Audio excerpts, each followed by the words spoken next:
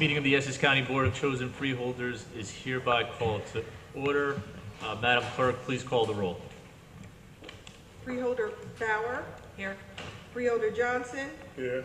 Freeholder Jones. Here. Freeholder Luciano. Here. Freeholder Mercado. Here. Freeholder Pomares. Here. Freeholder Vice President Richardson. Here. Freeholder Sebo. Here. Freeholder President Gill. Here. I'm going to please stand for the salute to the flag. I'm going to ask that Freeholder Jones please lead us in the salute. I'm going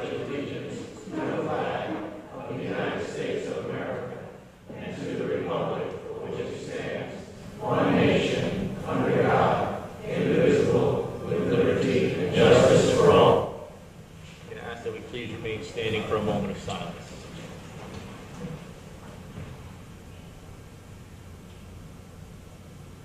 Thank you.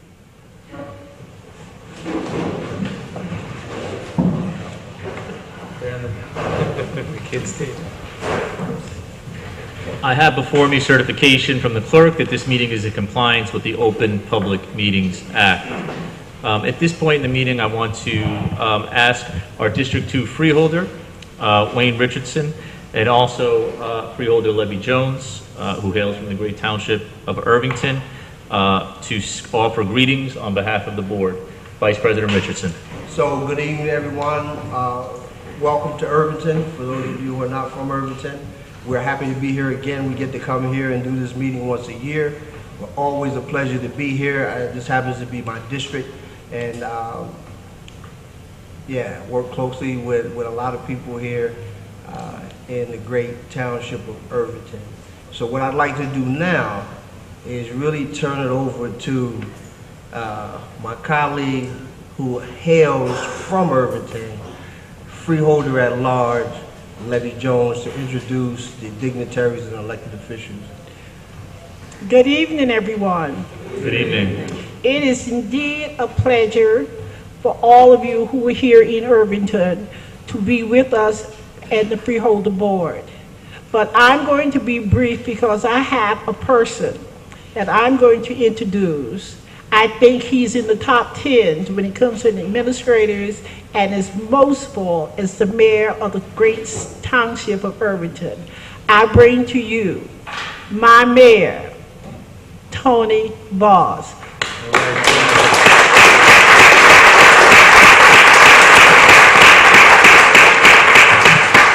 Good evening, freeholders, and good evening, everyone. Welcome to the Township of Irvington.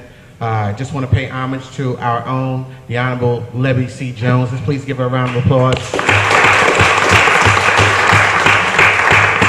Of course, Mr. President Gill and Vice President Richardson, who represents this district well. We just want to welcome everyone here to the Township of Irvington.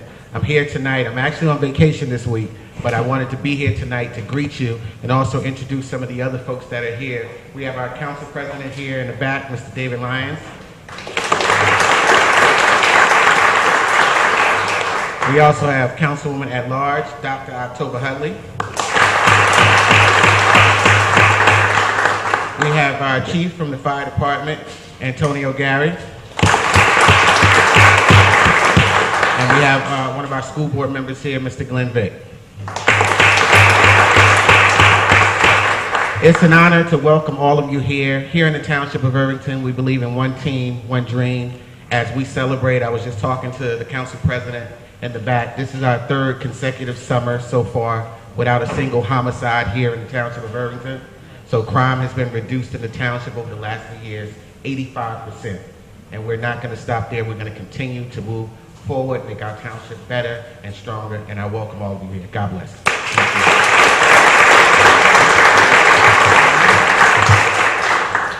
Thank you, Mayor Voss, and thank you for your partnership with the county, the mayor, Councilman Lyons, and the entire council who's here tonight. I mean, it's just what you're doing in here is tremendous. It's a city with a proud history, and it's a city that's on the move again. So whatever we can do to help assist in that effort, we'll be here for you 100%. And thank you again for hosting us tonight. I also wanted to make one special announcement. My colleague, Freeholder Johnson, wants the public to know, and his fellow board members, that he had a small medical procedure, and he's got to wear the shades tonight. I wasn't trying to be cool. We might be thought it was like an athlete with a new, some type of new, new way to juke out your constituents or something. But so appreciate that, and we're glad to see you, Freeholder Johnson, that you're doing well and that you're here with us tonight. And to my two colleagues who are seated behind you, Freeholder Johnson, right? We please know the clerk made that decision about who was going to sit there. So you should definitely speak with the clerk after the meeting, because I don't know what you did. But I would say that you'll mess with the clerk. I think that's the message. But in all seriousness, we do try to bring these meetings to the individual communities. It's something that we take great pride in being able to hold our public meeting in the municipal chambers throughout this county to try to make it accessible for constituents who might not be able to get to the Hall of Records in Newark. And we oftentimes have to accommodate in council chambers that might not be built for the size of the board, but we truly, truly appreciate everything the city of Irvington has done to accommodate us here tonight, so thank you. Madam Clerk, are there any transcripts to be approved? Mr. President, there's one. Conference Board meeting July 19th, 2018. Freeholders, do you have any questions or comments? Freeholders, do I have a motion and a second to approve the transcripts? I'll move it. Moved by Freeholder Luciano, second by Freeholder Jones. Roll call, Madam Clerk. Freeholder Bauer. Yes. Freeholder Johnson. Yes. Freeholder Jones. Yes. Freeholder Luciano. Yes. Freeholder Mercado. Yes. Freeholder Pomares. Yes. Freeholder Vice President Richardson. Yes. Freeholder Sebo. Yes. Freeholder President Gill. Yes. So moved. Thank you, Madam Clerk. Madam Clerk, are there any topics of discussion? Mr. President, there are none. Okay. Let's move to public comment session on agenda items. Tonight's meeting is a combined conference board meeting, and we will vote on every item on the agenda. If there's any member of the public who would like to comment on any agenda items only, please come to the microphone and state your name and affiliation for the record. You will have 3 minutes to speak.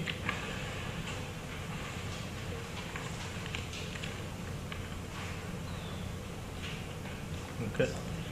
If there's any member of the public who would like to comment on any issue, please come to the microphone and state your name and affiliation for the record. Again, you will have 3 minutes to speak.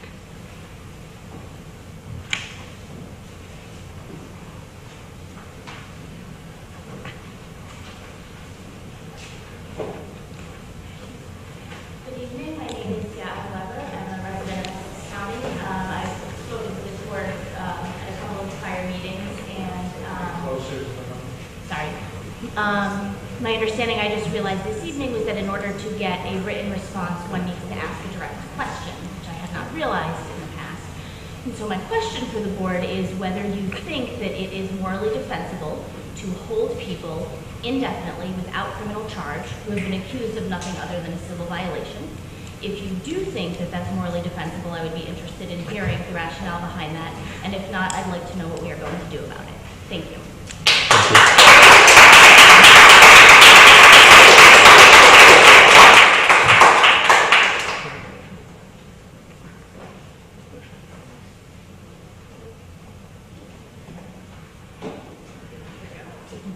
Please speak into the mic, okay? Good evening. My name is Mary Rizzo. I live in Newark, New Jersey, and I am a professor at Rutgers University, Newark. I'm here again, I've spoken before the freeholders a couple of times, to ask that the county terminate its contract with ICE. I'd like to raise 2 points that I don't think we've discussed sufficiently as arguments for the termination of this contract. First, as reporter Matt Katz noted in his excellent and well-researched piece for WNYC last week, there is a deep contradiction in the fact that on one hand, New Jersey is pursuing criminal justice reform and at the same time is also locking up more and more non-criminal and non-violent immigrants in jail facilities. Bail reform was passed because activists argued that keeping people who had committed non-violent crimes and who were not a risk for further criminal acts in jail for weeks or months was unethical and a bad use of resources. It took people out of the labor force and disrupted their lives dramatically. So now instead, we're putting immigrants into detention for what is an administrative, not criminal offense. And just to make sure that that's clear, immigrating without documents is not a crime. Asking for asylum is not a crime. So why are they being imprisoned? Secondly, immigrants who have committed crimes are doubly punished. They serve their criminal sentence and then are sent to detention to serve another sentence that they don't know how long will last. And I want us to just imagine the psychological torture that is, to have completed a sentence and then be sent to detention center or county jail and have no idea how long you might be there, and whether you will be released or deported at the end of that. Thirdly, according to data from 2017, 41% of the immigrant men held at the Essex County Correctional Facility have committed no criminal offense at all. Yet, they are still in a jail. Now, for the others who have committed some criminal offense, these may be minor crimes, such as serial shoplifting, possessing small amounts of marijuana, or a DUI. Now, I'm not suggesting that any of these are good acts that we want to encourage people to do, but I would also guess that every person in this room has either committed one of those offenses or knows someone who has committed one or more of those offenses, and that person or yourself has probably never seen the inside of a jail cell. Now, according to the Star Ledger, these statistics are way out of line with the national average. On average, 26% of immigrants who are detained nationally have no criminal conviction. And just to make that point again, 40% in New Jersey have no criminal conviction. And this is not the kind of thing that New Jersey should 30 seconds. should want to beat the national average at. Now, just one more point quickly. We've been focusing on the immigrants held in detention, but I also want to think about the men and women who work as correctional officers at the Essex County facility. There's concern that these people will lose their jobs if the county terminates its contract with ICE. And that's a real issue. We should have a discussion about that. But instead of maintaining an immoral and unethical detention contract, I propose that the freeholders use the county budget surplus to hire these correctional officers for county jobs that are more beneficial to our communities. And I'm guessing that this would be welcomed by many corrections officers who have a far higher rate of suicide than any other profession. In 2009, Time's up. In 2009, the New Jersey Police Suicide Task Force found that the suicide rate for adult men was 14 per 100,000. For police officers, it was 15. For correctional officers, it was 35 per 100,000, which they called, quote, off the charts.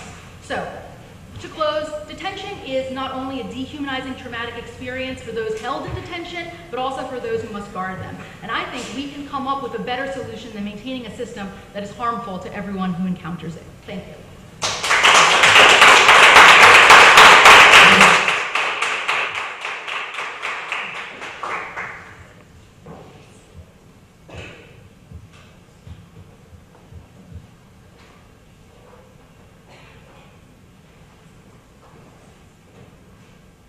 Good evening. Can you hear me? I'm Katie Singer. I live in Millburn, New Jersey, and I teach in the Newark Public Schools. And I'm here to continue the demand that Essex County break its 7-year contract with ICE. President Gill, at your swearing in January, you were quoted as saying, "There has truly never been a more critical moment facing local government officials than the one we face now. The challenges facing county and municipal governments are even more daunting given what's coming out of Washington. While we hear rhetoric that is divisive and drives fear, we know here in Essex County we will continue to unite our residents in common cause and common purpose." So what I am asking for a formal response is our common cause and what is our common purpose. I am not seeing a whole lot of uniting going on right about now. Here's what I do see. I see some of our residents in detention centers, yet no crime was committed. I see some of our residents without family and support because of this unwarranted incarceration. I see some of our residents cheering on the fact that not only are we locking up those immigrants, but we're also making money on them at the same time. And then I do see some unity. In this group here, for example, behind me, pleading with our so-called representatives to break a contract that financially benefits us on the backs of other humans. We do not want to be a part of this, and we are asking you to free us from it, because it is you who have the power to do so. This is certainly a critical moment, President Gill. As you said, what is the response of the board to this moment? What will be written of this moment in the Essex County history books? What side are you all on? I ask this because I don't know. I don't know because no one on the board is speaking literally to this issue. I cannot find a single one of you on record saying a thing about this contract. I certainly have not received my response, although I hear it's imminent. I filled out all that information on the clipboard. I dutifully handed over my notes when asked. This certainly must be a daunting challenge. You all seem quite daunted. But it is your job to address the challenges. It is what you signed up for, and we're asking you to do your job. Please. Thank you.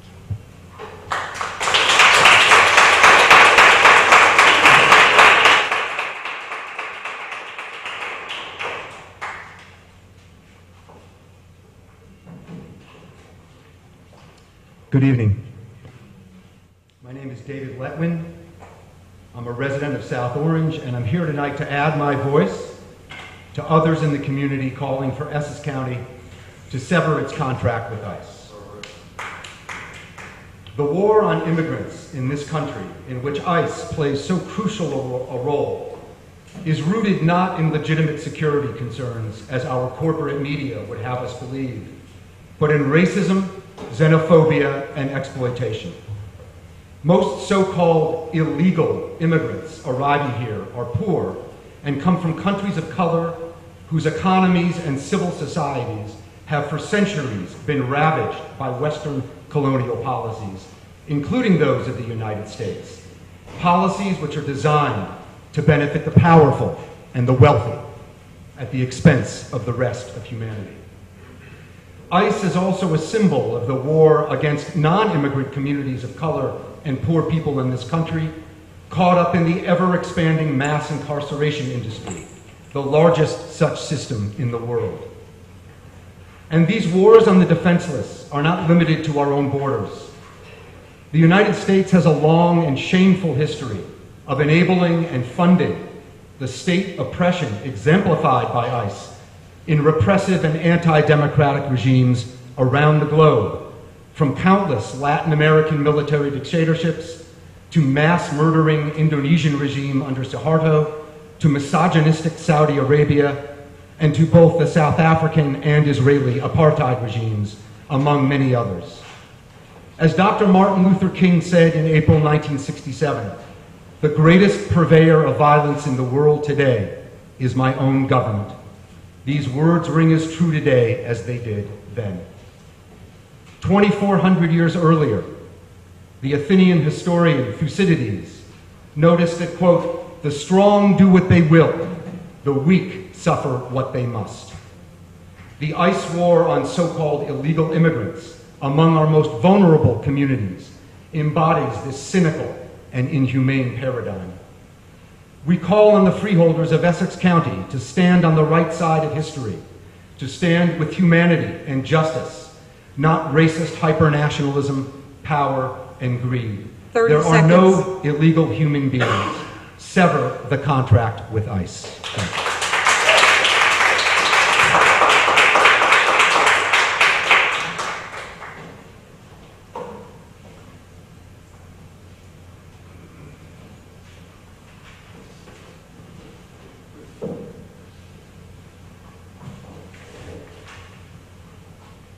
Hi, good evening. My name is Kevin. I'm a resident of Roselle, New Jersey. I'm a teacher at Newark Eastside High School. Sorry, CENAC, C-E-N-A-C. As I was saying, so I'm a teacher at Eastside High School, resident Roselle, New Jersey, member of New Caucus. I really just want to comment, first of all, I very much agree with all the statements that were made before about the importance of eliminating the ICE detention contract. I also am a debate coach. I was really happy. I don't know if you guys heard about I know some of you heard about the commendation or commemoration of the debaters who have been very successful before. I, just really like that. So my point is really that I don't understand why we're allowing this to happen in terms of the ICE contract. We've heard, I'm sure, all about Michelle Alexander spoke about the new Jim Crow, about the fact that we have more people incarcerated than before the time of slavery or during the time of slavery. It's just unacceptable. As Americans who I trust and believe love each other, we should be doing more for each other, right? For especially police force. as a teacher today, I was actually trying to get the kids to write an argument about fatherhood and what makes a good father. I showed them a song, Stromae, Papatue. The point was that even though the father may have been providing a lot of the emotional and financial support, it's not enough. You have to be providing that love, that care. And that's really just what I'm imploring you to do, is just provide that same love and caring that this country should be providing to immigrants, considering, you know, we are a nation of immigrants. You know, I am a son of two immigrants. I work at Eastside High School with the most immigrants in New Jersey, in Newark, biggest city in New Jersey. So, you know, I have a lot of love for immigrants, and I'm sure you do too, you know, as people of color, people who work with people of color. Again, that's just what I'm appealing to, is just your love for immigrants. Thank you.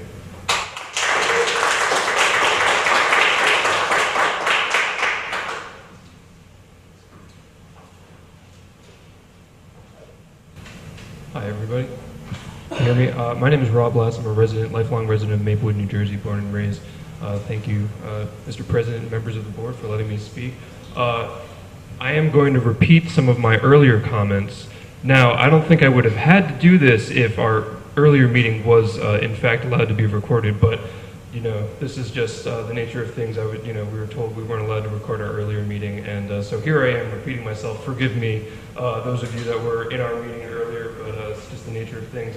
Last time I was here, I spoke about my grandfather, a very powerful story of his as an anecdote. But today I want to be a little bit less anecdotal, and I want to talk about some of the evidence that we have seen in investigative reports about ICE as an agency on a national level, but also about the Essex County Correctional Facility and the conditions there in particular. So over the past year and a half, the Trump administration has ramped up immigrant detentions and deportations by ICE, Immigration and Customs Enforcement, and according to an investigative report by Detention Watch Network and National Immigrant Justice Center, this ramp-up has included arrests on a national level. Again, this has included arrests of victims of domestic violence, children in need of emergency medical care, activists who dared speak out, people seeking redress for wage theft, recipients of deferred action for childhood arrivals, individuals erroneously entered into gang databases who were actually victims of gang violence, and asylum seekers who arrived at our borders with their children, and more. These are all people that are being detained today by the Trump administration, and some of them are being detained here in Essex County. And I would argue that this is a violation of their rights as established under federal law. And we're seeing in the New York Times recently, we had a judge, federal judge, District of Columbia, who reprimanded, publicly rebuked Jeff Sessions and the current Department of Justice and their actions for preemptorily deporting someone who hadn't yet received their fair trial. These were people that were seeking asylum in the United States. So this is happening at a systemic national level, and it's also happening here in Essex County. And to that point, I would also add that it's indisputable that the Essex County Correctional Facility is participating in the systemic nationwide abuse of human rights. A recent report by Human Rights First found that the conditions in Essex County Correctional Facility were abhorrent. And among the harsh and inhumane conditions that they named at the Essex County Correctional Facility were reports of detainees expressing concern over certain family members visiting, stating that some officers threatened detainees with harm to their family. One individual stated that an officer told him, "I'll go to your mom and get her pregnant, then go to your daughter and get her pregnant." These are words that were documented by an independent observer here in Essex County. So my question to you is, will you end the ICE contract? Will you publicly comment on this issue at the very least? Like many of us have already heard tonight, we haven't received any public on-the-record comment from any of our freeholders, and that's disappointing. So I hope that you will, with all deliberate speed, do that and end the contract as well. Thank you.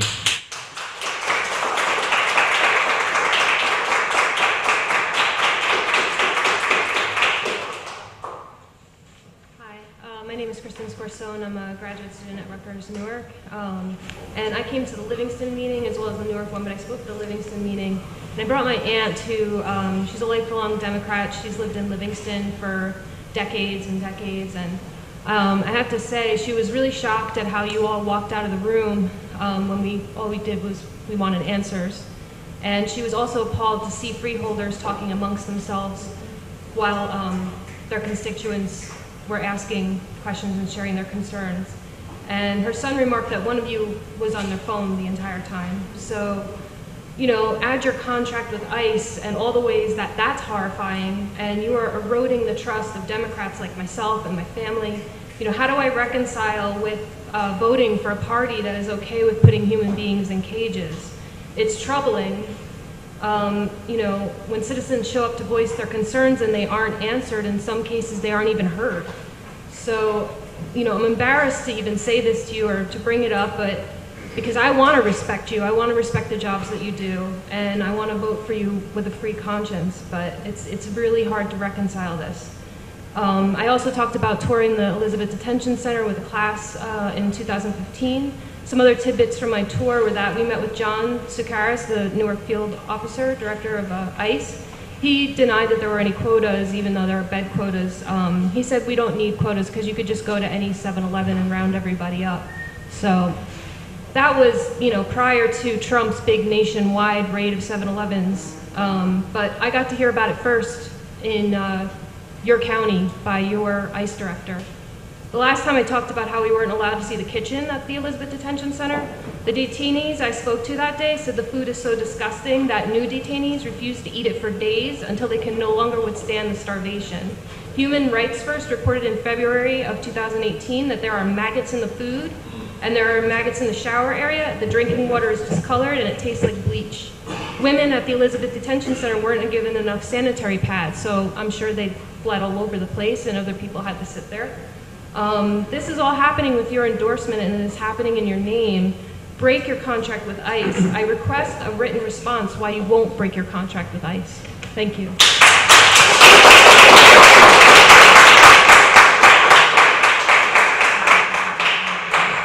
Good evening. My name is Jay Arena. I live in Newark, New Jersey. I am the Jobs and Equal Rights for All candidate for county executive, part of a growing movement here in this county and around the country that's demanding the abolition of ICE and the equal rights for all who live here. Now, earlier I was in a meeting with my brothers and sisters, with Mr. Gill and Mr. Richardson, and they trotted out the human rights argument to defend their contract.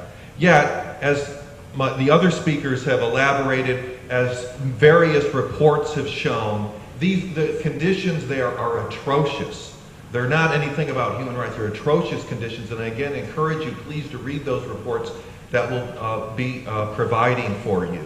And they do not keep people close to home. They move people all over the country in this gulag system. The only way we can keep people close to their families is end this illegal, unconstitutional concentration camp system. Now, although we heard the human rights cover for this concentration camp, Joe D., the county executive, who had for months been silent, finally spoke, and he let the cat out of the bag.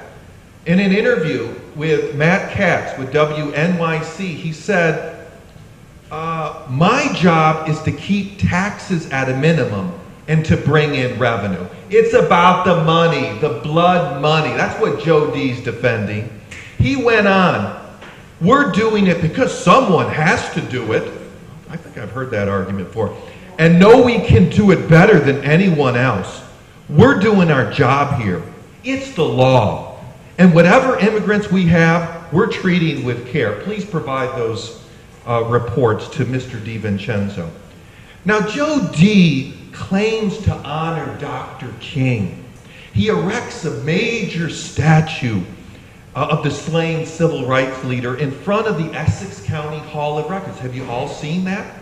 And he's established the Dr. Martin Luther King Jr. Leadership Award. And last year, he gave that on the 50th anniversary of Dr. King's assassination to Newark Mayor Ras Baraka, who has correctly called ICE modern-day slave catchers.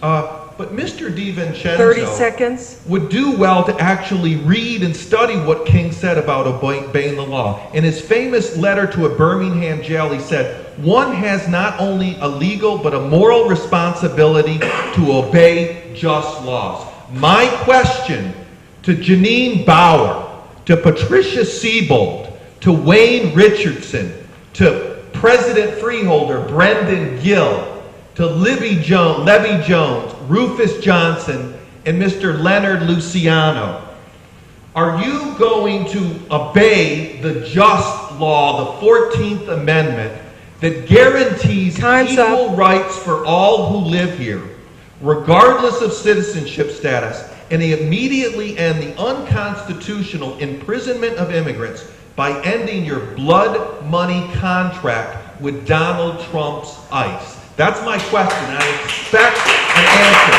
That was the question to all of you. All of you. You've been put on notice.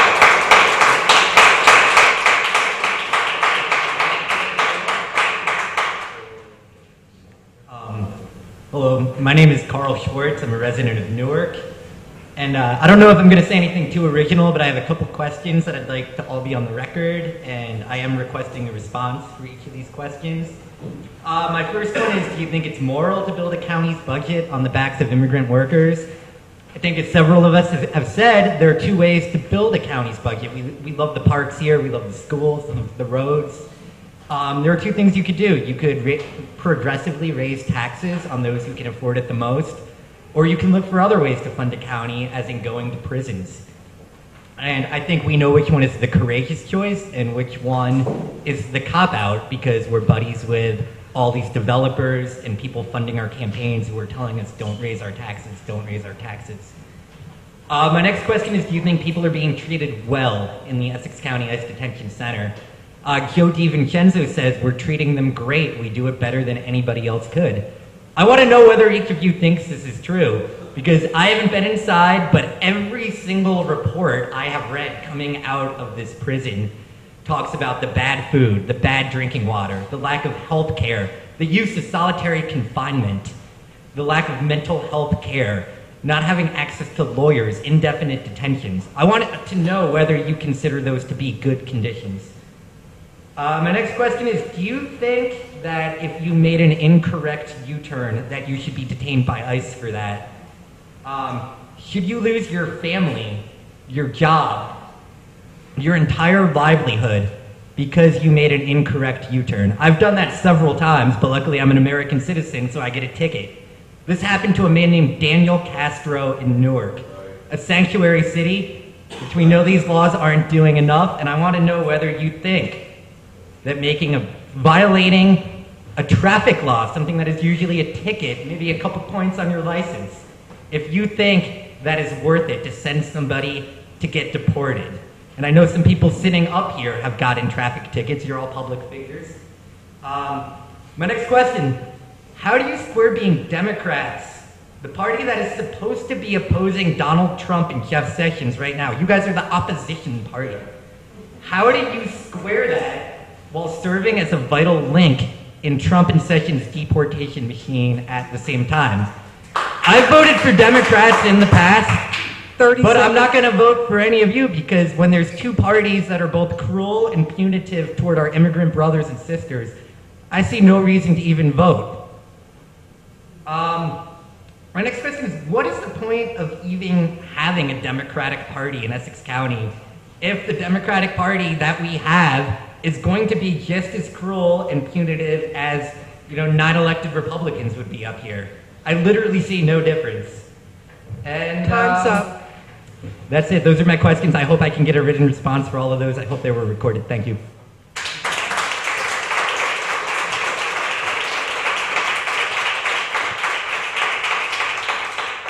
Hi, I'm Karen Sanderson-Roche. Please pull the mic down further and speak into it so we can hear you. Hi, I'm Karen Sanderson-Roche, and I have lived in Maplewood and South Orange for the last 30 years, and I raised my kids there, and I think we're in a really historically important time, and hearing children being dragged away and ripped apart from their families is heartbreaking. I mean, breastfeeding mothers, and all my friends that are mothers are just can't believe this is going on. And I think, it's not just business as usual. I think it's really time that we all get together and stand against this really cruel, nasty country that's becoming. And, you know, I don't have any answers right now, but I do think we are capable of coming up with creative solutions for taxes. And I think a progressive tax would be a really reasonable one.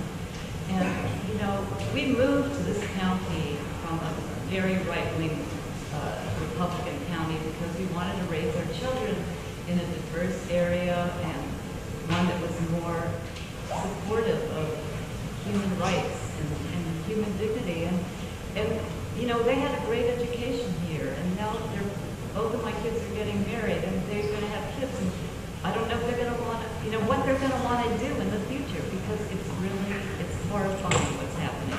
We need to do something.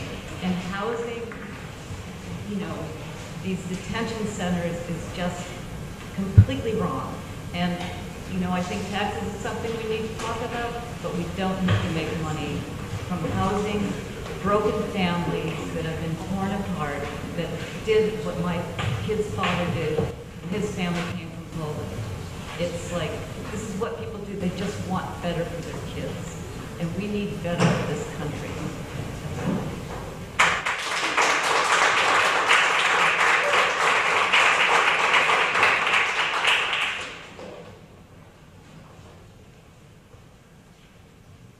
Hello. My name is John Brickley. I'm an Essex County resident.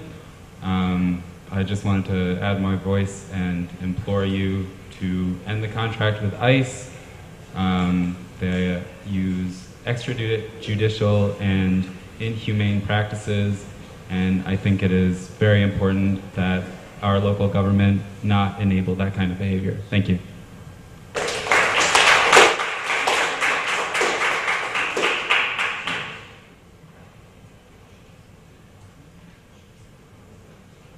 Good evening, Freeholders. My name is Whitney Strube. I'm a resident of Newark. I think this is the 5th time I've spoken before you, asking you to break the contract with ICE. I don't have a lot to add to the comments I've made before, but I want to just say that I recognize the complexity of the situation. I recognize there are budget issues. I recognize there are jurisdictional issues in which you might wish you could abolish ICE, and I realize it's a federal organization. I get that it's complicated. And so in response to those complications, I want to read to you a resolution passed last week by the Jersey City Council, the Jersey City Council, rather, that you may have seen. A unanimously passed resolution 8-0, August 15th, 2018. And this is all verbatim, lightly redacted, but all verbatim.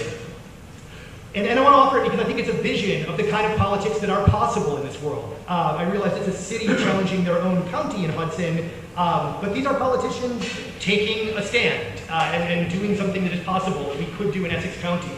Whereas ICE indiscriminately targets undocumented immigrants, including dreamers and long-term residents who are pillars of their communities, including in New Jersey and Jersey City. Whereas ICE's zero-tolerance policies have sent shockwaves of fear through immigrant communities, worsening relations between law enforcement and the communities they serve. Whereas ICE agents have repeatedly violated the human rights of immigrants, including alleged sexual and physical assaults, and have been infiltrated by white nationalists, including the New Jersey ICE office that you contract with. Whereas ICE has widely been denounced for inhumane policies that result in tearing immigrant families apart. Thousands of parents have been separated from their children, many of whom have yet to be reunited, notwithstanding a judicial order directing that they be reunited. Whereas many of the immigrants detained at the ICE facilities are seeking refuge and asylum from religious persecution, sexual violence, death threats, gang violence, and other threats on their lives. Whereas Hudson County has a contract with ICE to house individuals who have been detained by ICE. Whereas Hudson County did not provide the public with meaningful dialogue about that contract before it was voted on, and I have read the history of our original contract from 2011, and I feel this also applies in Essex County. Whereas immigrant advocates in New Jersey have criticized the ICE bed contract renewal, whereas the Hudson County Correctional Facility, like Essex, has been repeatedly criticized for the conditions under which detainees are held. 30 seconds. I think this is one important one. Whereas the city of Jersey City stands willing to partner with Hudson County to employ any county worker whose job may be at risk if the ICE detention contract is terminated, to go back to something my comrade Mary Rizzo had said about the real danger of losing jobs, but also the possibility of creating new jobs that are more socially productive. And in any case, now be it therefore that the Municipal Council of the City of Jersey argues that the Hudson County Board of Chosen Freeholders immediately initiate the opt-out clause to terminate the Hudson County's contract with ICE, that Hudson County Board of Chosen Freeholders partner with immigrant advocates, and there's one more point, on any future actions related to immigrants, and that the Newark and New York ICE field office to exercise discretion to allow New York and New Jersey immigrant residents to stay with their family and community while filing for immigration relief. None of this is impossible. This is happening in Jersey City. It could happen here in Essex. Please take that into consideration, and I thank you.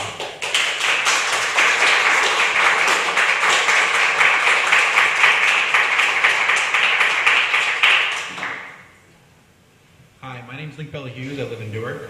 I'm a teacher and organizer.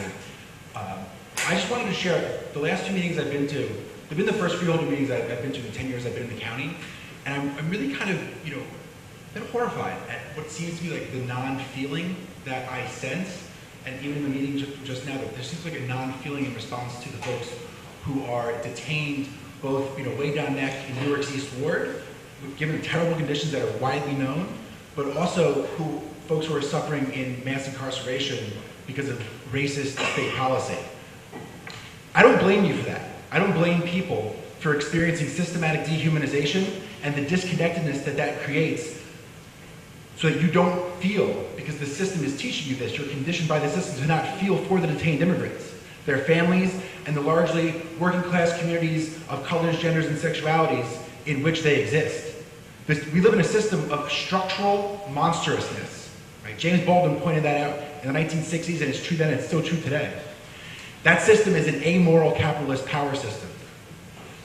Living beings of different classes, colors, genders, and cultures have to make morality by practicing ethical actions in everyday life. This requires recognizing the differential suffering of others is bound to the differential traumas of living in a dehumanized system whose inequalities, oppressions, and privileges work to steal people's humanity, teach people to practice ruling class lessons about pitting people against each other, to perpetuate this system based on physical and ideological differences. We're all complicit and we're all practicing those contradictions every day. It's a question of how do we resolve them? And are we paying attention when people are talking about that? We have a choice though. We can practice unity and coming together because of differences to make liberation in anti-violent ways toward freedom from violence for equality in everyday life, so that we can live in a caring democratic society where justice has been restored, and we can make that sustainable with just processes for resolving conflict without continuing the harm and trauma that the mass immigrant detention and incarceration system does to folks, both those who govern that system and who are in that system. Prior to us where we are right now, there used to be so-called moral ideas and ethical actions called dispossession and enslavement that were believed to be the right thing to do. In what today is Irvington used to be called Camptown, and Newark, and in all of Essex County, New Jersey, all of these places participated in the oppressive and super exploitative practices of enslavement. There's three folks, Ned, Jeff, and Katz, who in the 1760s lived right on a plantation at the corner of Springfield and Clinton Avenue, not so far from where we are right now. But it took black and white abolitionists, as well as the organizing of enslaved people themselves, to force the Emancipation Proclamation and the U.S. Civil War. I think it's fair to say that the abolitionists who are in this room today are following in that social justice tradition, and we are imploring you to try to do what is right. Time's up. In relation to the past and present world. And I'm going to end with three questions that I would really like you to answer. One is, what emotions do you experience in relation to governing over the mass immigrant detention system so that the county can accumulate revenue? Second, how do those emotions relate to your sense of history and what that means for how you practice action each day? When you're in this room as freeholders, when you're in your workplaces, when you're with your families, when you're in your neighborhoods, and so on. Last, in what ways is Essex County's immigration policy different from the Trump administration's policy, if at all? I request and I hope that you can answer those questions with a true or radical honesty, so we can all know where you stand and we can know what we need to do in order to force you to practice morality as ethical action. Thank you.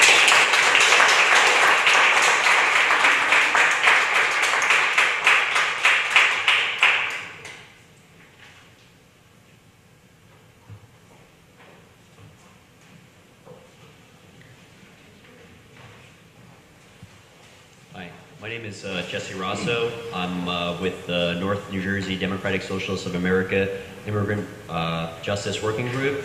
I'm actually not a resident of Essex County. I'm a resident of Hudson County, Hoboken, but I went to school in Seton Hall University. And I guess what I implore the freeholders to consider ending the ICE contract. Currently we're working in having Hudson County and their contract with ICE, and I think we're starting to see a lot of movement. There's a momentum that's not only happening, across the country, but it's definitely happening, here in New Jersey. It's happening in Hudson County, and we're seeing it today. It's happening in Essex County, where people are getting fed up.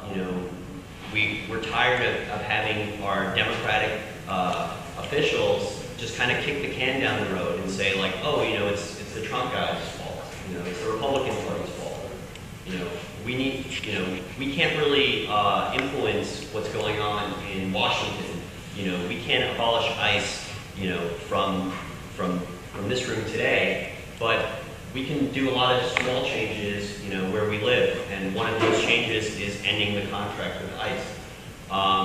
In Hudson County, the freeholders recently voted to extend their contract, and they did it with no notice. I was at the meeting where it was initially supposed to be carried, and the meeting was at 1 p.m. on a weekday. Most people were at work; they couldn't come to fight, and we're just starting. We're starting to see, the gears turn and how the sausage is made, and it's disgusting. Reading in the newspaper of the county executive, all he's talking about is, oh, we got Essex County out of junk funds, and then you go to the zoo. Where is that money coming from? Oh, it's coming from the $117 a day. 30 seconds. So I think, the wind is definitely blowing, and I implore each of the freeholders to be on the right side of history and don't be a follower, be a leader, take initiative.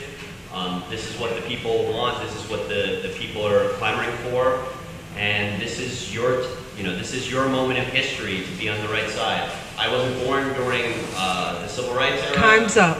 But what you're doing today is what you would have done 50 years ago, 60 years ago, 100 years ago, 200 years ago.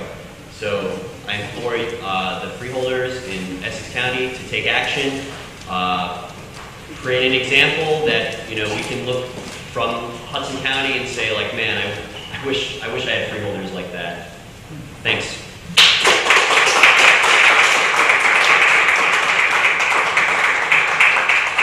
I'm going to ask just for efficiency, if there's any other people who wish to speak, just please line up behind this young woman that's standing at the mic now. My name is Carrie Gordon. I'm from Maplewood, New Jersey. I've lived in Essex County for about 10 years, and I'm also a member of the Green Party, and we call to abolish ICE and to end the contract with Essex County for ICE detention. And I just wanted to thank you all for ending and divesting from Wells Fargo. Obviously, you saw that as a moral issue in a county that has the highest foreclosure rate, in a state that has the highest foreclosure rate in the country. And it's also a moral issue to close the detention centers. We have one of the highest discrepancies of racial discrepancies in our mass incarceration system, and the private prison industry is a part of that, and we need to look at the funding. And I don't have a prepared speech, but I just want to say that we need to divest from the prison industry and from mass incarceration, and it's a moral issue, just like the Wells Fargo divestment was. Thank you very much.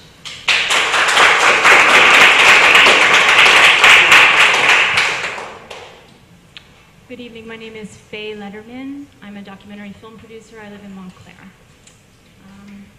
So there's a famous quote, "The arc of history is long, but it bends toward justice." Unfortunately, there's no cell reception down here, so I can't attribute the quote exactly. It was said by an abolitionist and taken up by Martin Luther King. I think we all agree that for almost 2 years, we've all felt a little bit like prisoners, speaking of imprisonment, to Trump's increasingly crazy policies on everything from the environment to immigration.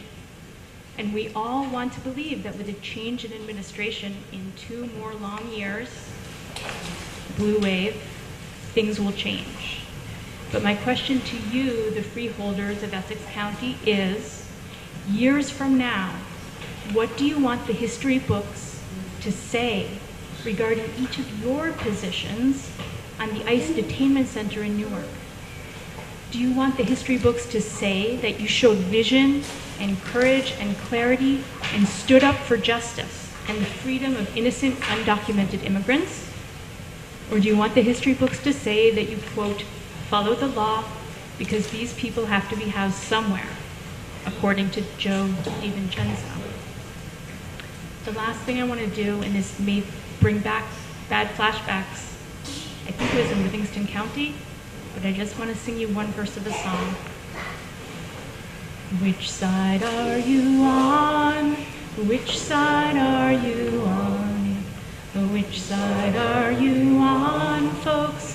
Which side are you on?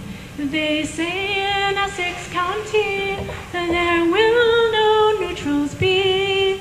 You'll either stand for freedom or be a thug for Joey D. Which side are you on, folks? Which side are you on? Which side are you on, folks? Which side are you on?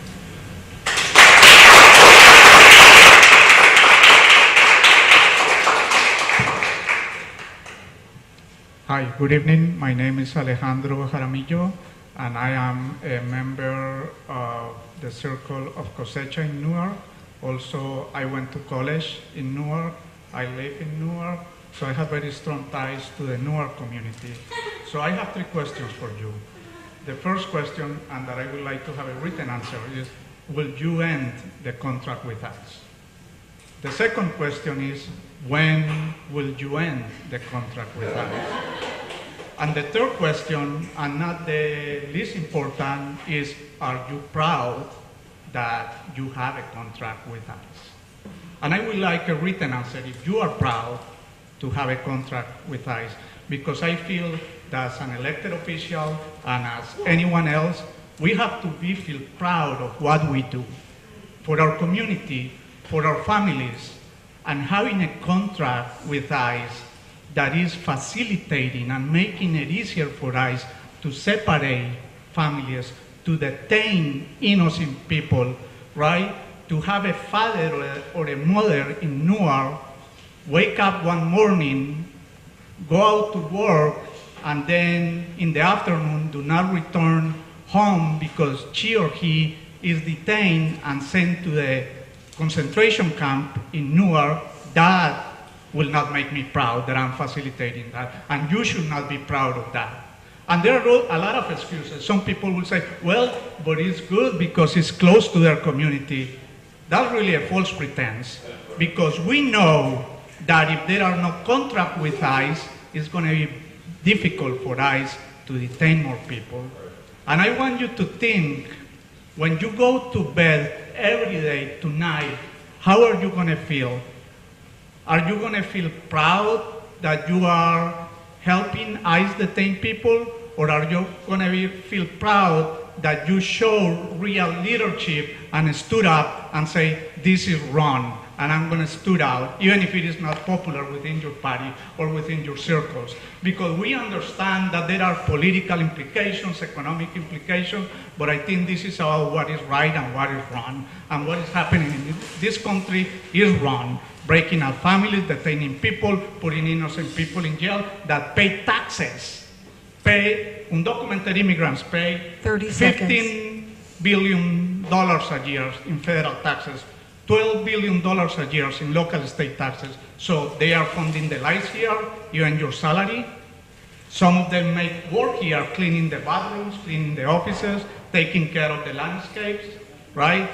Serving in the restaurants, growing the vegetables in the farms, taking care of your children as babysitters, of your elders. How will you feel telling these people, hey, I am proud because I signed a contract that will separate your family? I think that is wrong. That is wrong. And I ask you, when you go to bed every day, when you see your family, ask yourself, are you proud of having a nice contract or not? And if you are not proud, it's time for you to stand up, speak up, and say, time to end that contract. Thank you.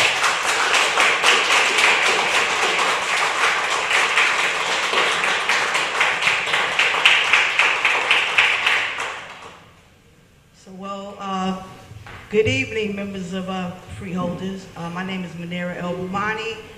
I am a citizen of Newark and a longtime advocate here in the city of Newark and the county of Essex and all over. And we have a major crisis with the homelessness situation here.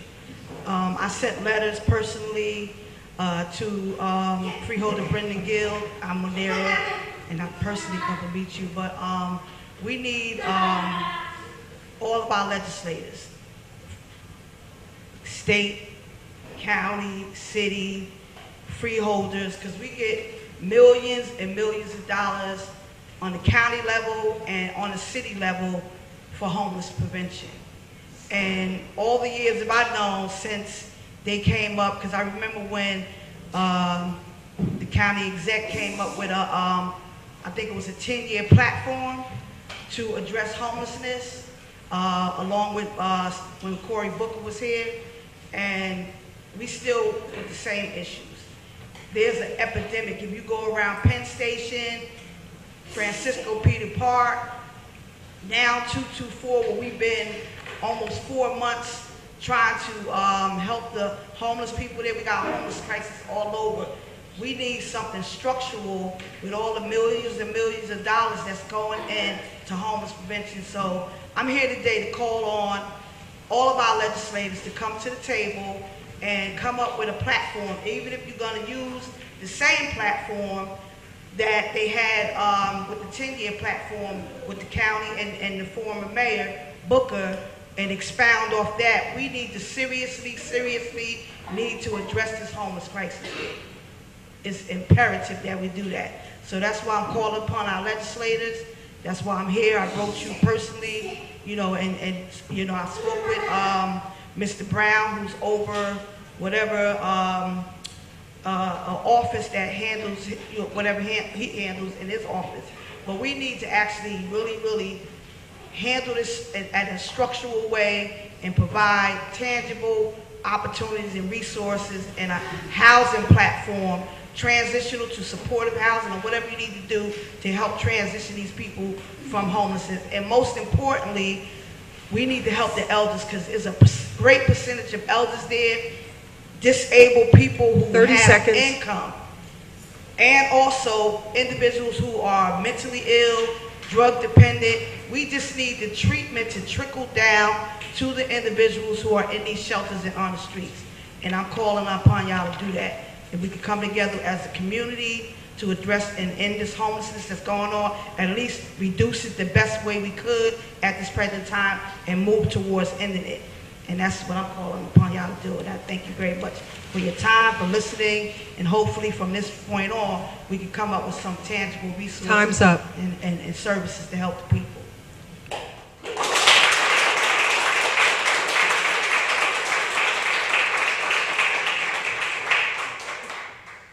Jackson, 128 Smith Street. I'm gonna make this quick because you see I got the active on with me. We have a major issue at the Donald Payne School.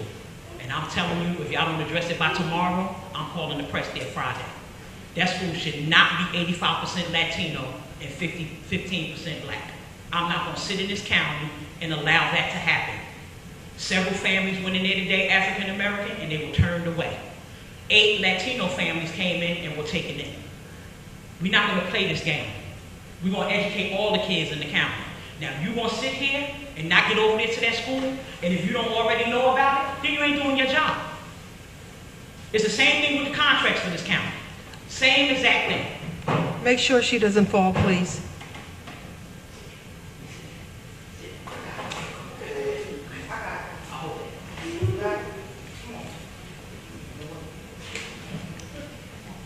Secondly, the county has people at the YMCA that we're paying for.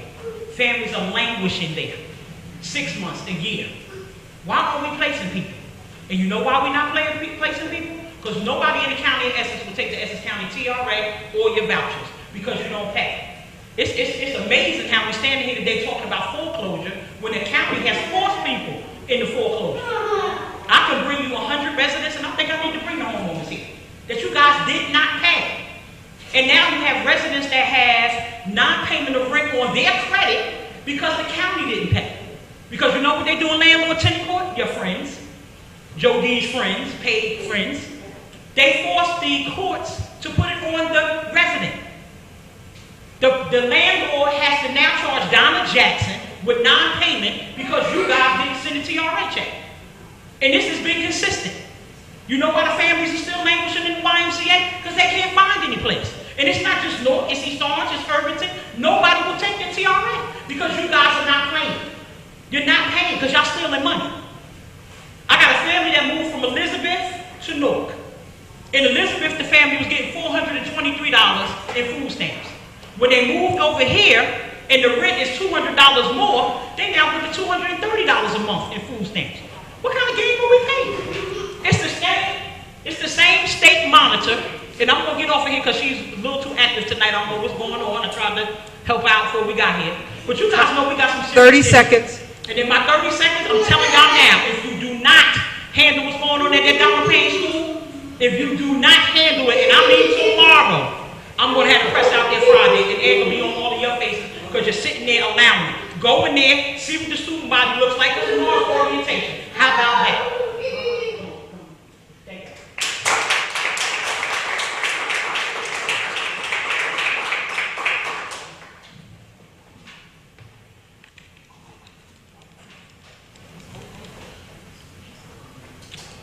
Okay, Madam Clerk, let the record reflect that there's no one wishing to speak at this time. Madam Clerk, do we have any ordinances or resolutions for introduction and first reading? Mr. President, we have 2. The first ordinance is ordinance number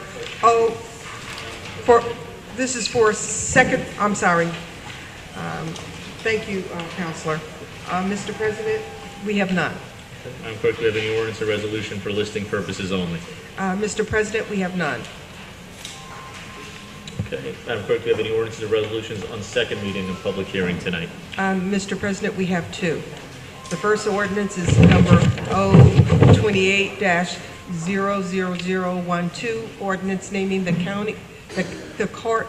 courtyard at the Essex County Hospital Center in Cedar Grove as the Essex County John Gaykowski Courtyard in honor of the late John Gaykowski.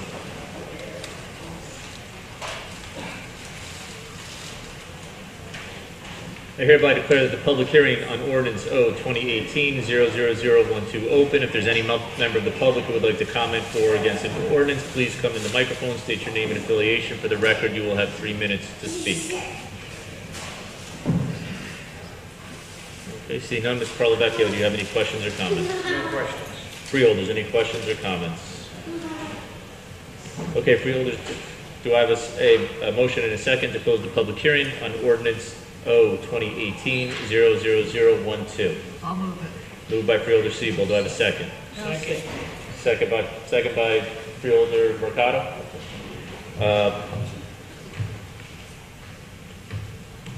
Do I have the same mover and second to approve the ordinance? Yes. Thank you. Roll call, Madam Clerk. Freeholder Sebald. Yes. Freeholder Richardson. Yes. Freeholder Palmares. Yes. Freeholder Mercado. Yes. Freeholder Luciano. Yes. Freeholder Jones. Yes. Freeholder Johnson. Yes. Freeholder Bauer. Yes. Freeholder President Gill. Yes. So moved. Moving to ordinance number 2. Ordinance number 2. Ordinance number O-2018-00013, an ordinance appropriating $4 million by the County of Essex for professional services associated with the construction of Hall of Records Office Complex and Parking Deck. Okay, I hereby declare the public hearing on ordinance O-2018-00013 open. If there's any member of the public who would like to comment for or against the ordinance, please come to the microphone and state your name and affiliation for the record. You'll have 3 minutes to speak. Mr. Parlezecchio, do you have any questions or comments? Just a quick comment. This was discussed at the August 8th meeting, and the ordinance amends the capital budget to allow this project to be funded by capital funds. Freeholders, do you have any questions or comments? Okay, Freeholders, do I have a motion and a second to close the public hearing on ordinance O-2018-0013? Moved by Freeholder Sebald, second by Freeholder Mercado. Do I have the same mover and second to approve the ordinance? Yes. Okay, roll call, Madam Clerk. Freeholder Bauer. Yes. Freeholder Johnson. Yes. Freeholder Jones. Yes. Freeholder Luciano. Yes. Freeholder Mercado. Yes. Freeholder Palmares. Yes. Freeholder Vice President Richardson. Yes. Freeholder Sebald. Yes. Freeholder President Gill. Yes. So moved. Thank you, Madam Clerk. Moving to resolution number 1. Resolution 1. Office of the County Executive Resolution ceremoniously naming Franklin Avenue in Nutley and Belleville as Andre A. Dimino Boulevard in honor of Andre A. Dimino, Grand Marshal of the 2018 Belleville-Nutley Columbus Day Parade. Thank you, Madam Clerk. Mr. Jackson. Yes, good evening, Mr. President, members of the board. Mr. Dimino has been selected, as the clerk indicated, as the Grand Marshal for the 2018 Belleville, Nutley Columbus Day Parade. Mr. Dimino has been recognized as a national leader of the Italian-American community because of his fervent efforts to protect Italian-American culture and unite Italian-Americans throughout the United States. His efforts are best exemplified by his service to advocacy groups such as the Italian-American One Voice Coalition, and as an executive board member, in addition to his involvement with Unico chapter in Woodland, Clayton, New Jersey, where he was a founding member. He later served as president and executive director of Unico National, the largest Italian-American charitable organization, for 5 years. Mr. Dimino values community service and has been elected as a councilman in Woodcliff Lake for 4 terms and for council president for 8 years. He's the CEO of ADM Tronics and is a member of the Fairleigh Dickinson University Advisory Board for Computer Science and Engineering. Mr. Jackson. Mr. Parlezecchio? No questions. Freeholders, questions or comments? Do I have a motion? A second? I'll move it. Moved by Freeholder Palmares, second by Freeholder Luciano. Roll call, Madam Clerk. Freeholder Sebald. Yes. Freeholder Vice President Richardson. Absent Freeholder Palmares. Yes. Freeholder Mercado. Yes. Freeholder Luciano. Yes. Freeholder Jones. Yes. Freeholder Johnson. Yes. Freeholder Bauer. Yes. Freeholder President Gill. Yes. So moved. Moving to resolution number 2, Madam Clerk. Resolution 2, advice and consent, Office of Emergency Management Coordinator, reappointment, Armando Fortoro. Mr. Jackson. Mr. President, Sheriff Fontura's term as the Emergency Management Coordinator ends on September 12th. This is a reappointment for a 3-year term. The state of New Jersey requires us to appoint a county emergency management coordinator, and Mr. Sheriff Fontura has been in that position for quite some time, and we are recommending his reappointment. Thank you, Mr. Jackson. Freeholders, questions or comments? Do I have a motion and a second? Second. Moved by Freeholder Sebald, second by Freeholder Jones. Roll call, Madam Clerk. Freeholder Bauer. Yes. Freeholder Johnson. Yes. Freeholder Jones. Yes. Freeholder Luciano. Yes. Freeholder Mercado. Yes. Freeholder Palmares. Yes. Freeholder Vice President Richardson. Absent Freeholder Sebald. Yes. Freeholder President Gill. Yes. So moved. Thank you, Madam Clerk. Moving to resolution number 3. Resolution 3, Office of the County Council Professional Services Agreement to provide legal services and/or legal representative in county real estate development. Outside counsel contract with Chesia Shenanigan and Giammattesi, easy for me to say, June 1st, 2018 through December 31st, 2018, amount not to exceed $25,000. Jackson. Mr. President, Ms. Gassion, our county counsel, is here to explain. Good evening, Mr. President. Courtney Gassion, Essex County Council. Resolution number 3, as the clerk has indicated, is a professional services contract for our outside counsel services by the firm of Chiesa, Shaheenan, and John Tomasi in the amount of $25,000. The contract will run from June 1 of this year through the end of the year, December 31st, in the amount of $25,000. This contract is for the purposes of assisting the county administration in possible acquisition and/or development of additional space that is that the county needs to house both state courts, which the county has responsibility to provide, as well as administrative offices. And we are in the process of developing a plan in order to expand the current Hall of Records footprint in order to accommodate those needs, and we've retained the firm for assistance in the development of this plan. Thank you. Mr. Palavecchio? No questions that were answered. Freeholders, any questions or comments? Do I have a motion? I'll move it. Second. Moved by Freeholder Seabold, second by Freeholder Bauer. Roll call, Madam Clerk. Freeholder Bauer. Yes. Freeholder Johnson. Yes. Freeholder Jones. Yes.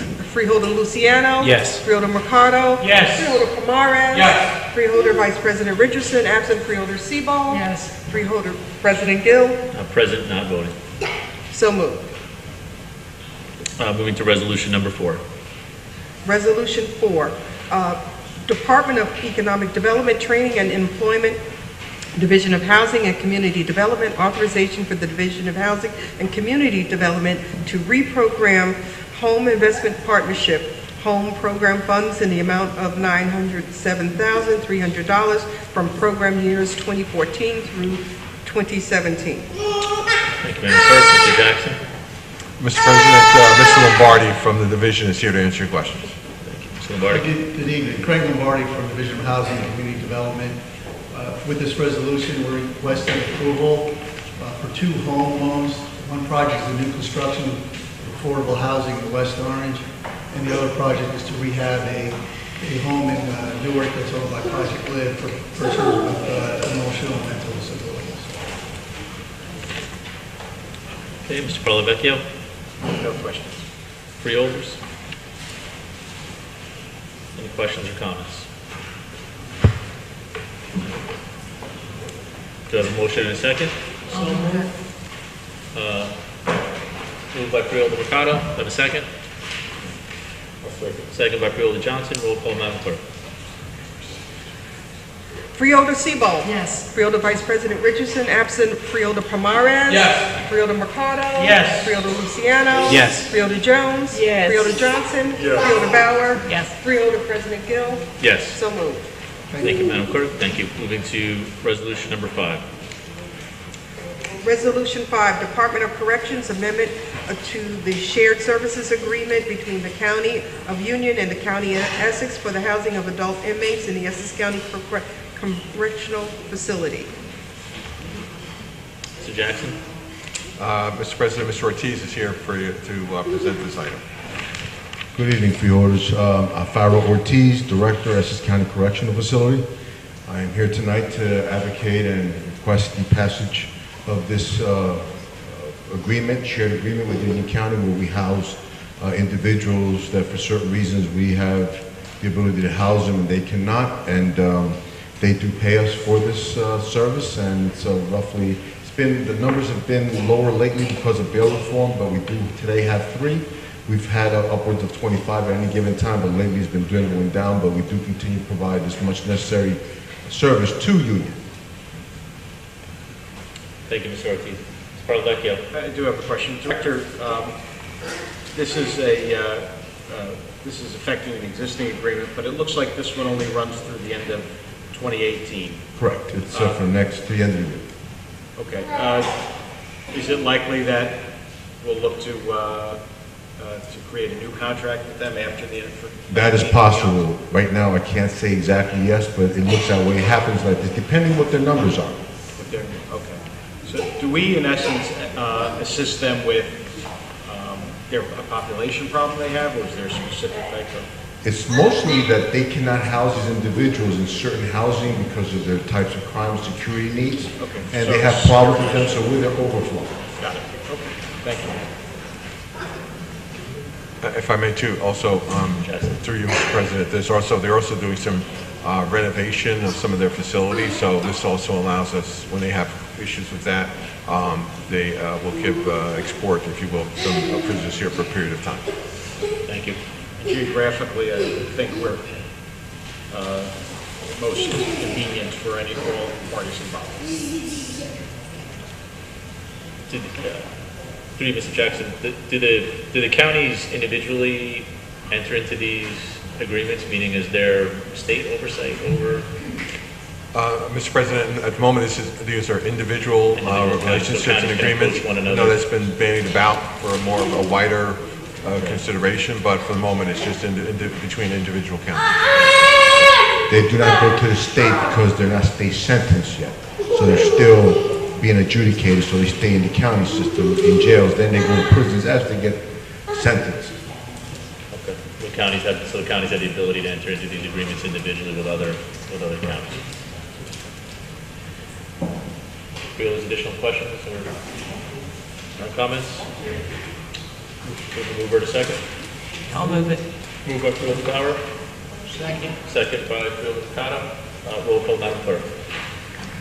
Freeholder Sebo. Yes. Freeholder Vice President Richardson, absent. Freeholder Pomares. Yes. Freeholder Mercado. Yes. Freeholder Luciano. Yes. Freeholder Jones. Yes. Freeholder Johnson. Yes. Freeholder Bauer. Yes. Freeholder President Gill. Yes. So moved.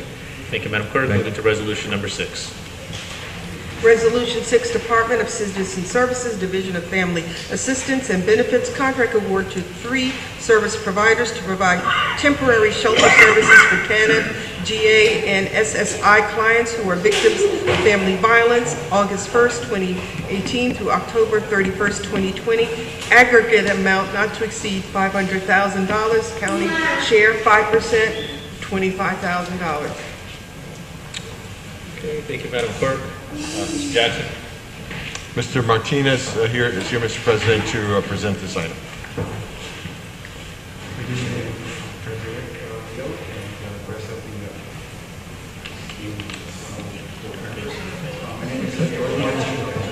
My name is George Martinez.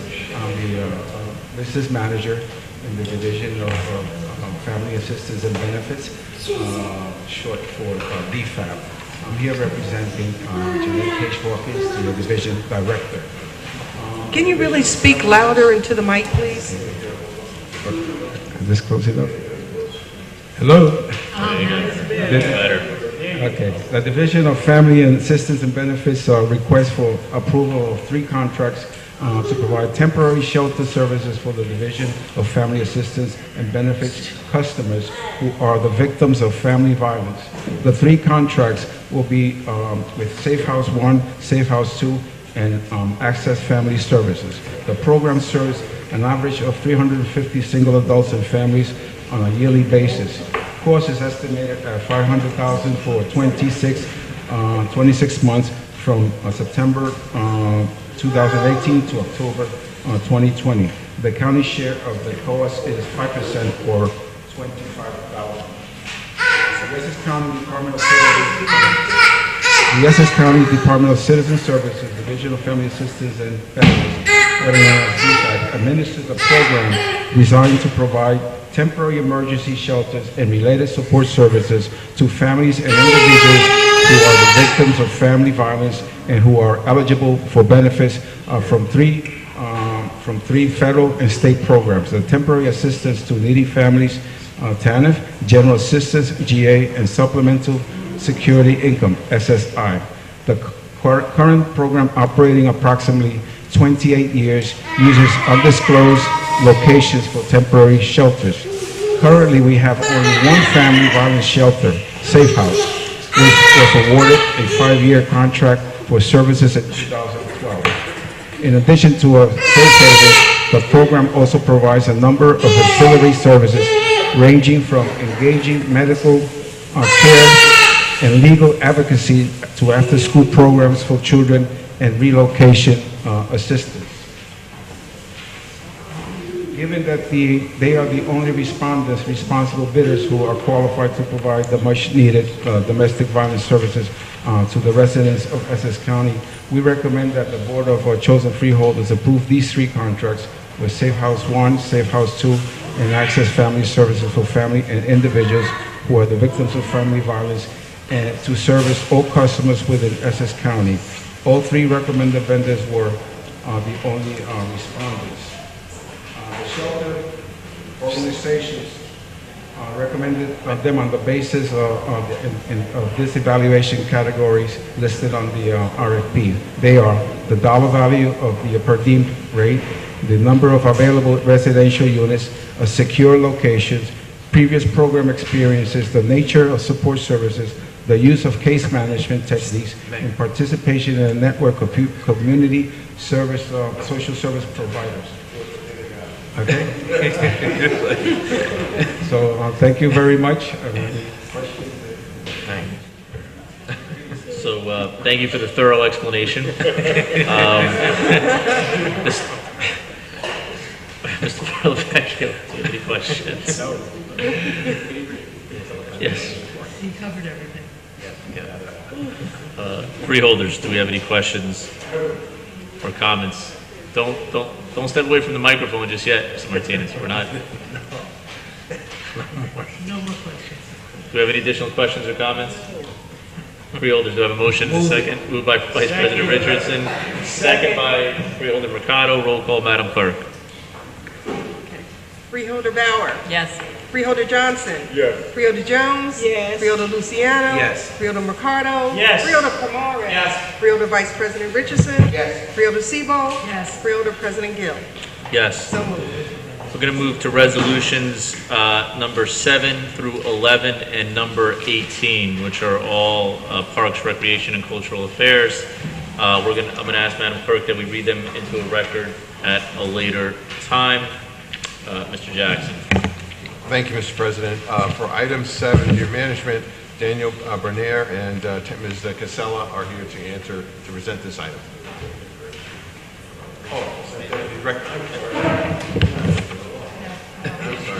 Deputy Director Kate Hartwig is here. I apologize. Good evening, Kate Hartwig, Deputy Director of Essex County Park System, and I have with me Dan Bernier, who manages our deer management program, to talk about the permit application. Good evening, Mr. President, members of the board. I believe at this point you've probably all received the report that I prepared on the 2018 program. It is rather voluminous. I would be very impressed if you read the whole thing. But we are at a point where we have conducted an annual spotlight count that shows that the densities of deer are still high in South Mountain Reservation and Hilltop Reservation. We are proposing that the program that has been underway since 2008 be continued in the same form. For this year, we're proposing 6 afternoons of hunting at South Mountain Reservation, 6 afternoons of hunting at Hilltop Reservation, a maximum of 15 hunters at South Mountain, a maximum of 8 hunters at Hilltop Reservation.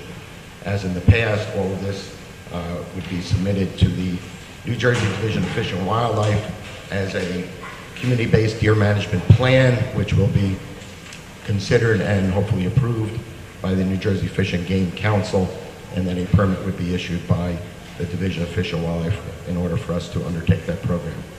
I'd be happy to answer any specific questions that any of you might have. Thank you. Freeholder Siebold. Thank you. Did I miss it, or did you mention Eagle Rock Reservation? Did I mention Eagle Rock? We did a spotlight count of Eagle Rock as we typically do, and the number of deer that we observed was very low. As for the last, I don't know, probably 4 years, the number of deer that we've seen is a little high, but not enough to warrant the expense of money and manpower that it would take to get that number of deer out of that park. All right, because I know that's what happened in the past, and I want to know if it's continuing. Thank you. Thank you. Freeholders? Vice President Richardson? Did you look at Branchville Park? We have only looked at South Mountain, Hilltop, and Eagle Rock. There are quite a few deer running around in Branchville Park. Quite a few deer running around pretty much in every park in the Northeast United States now, unfortunately. Yeah, I hear you on the United States, but we're only interested in, Yes. in Essex County.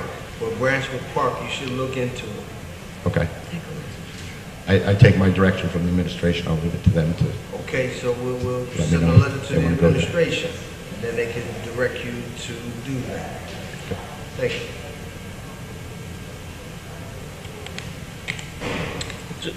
Through you, Mr. Jackson, just to follow up on Vice President Richardson's, how do we determine with this increase, if we've noted there's a substantial increase in the country, clearly you can see it in the county, there are deer all over the county. So I was going to ask the same question about Brookdale Park, where we've clearly seen an increase in deer population in that part of the county as well.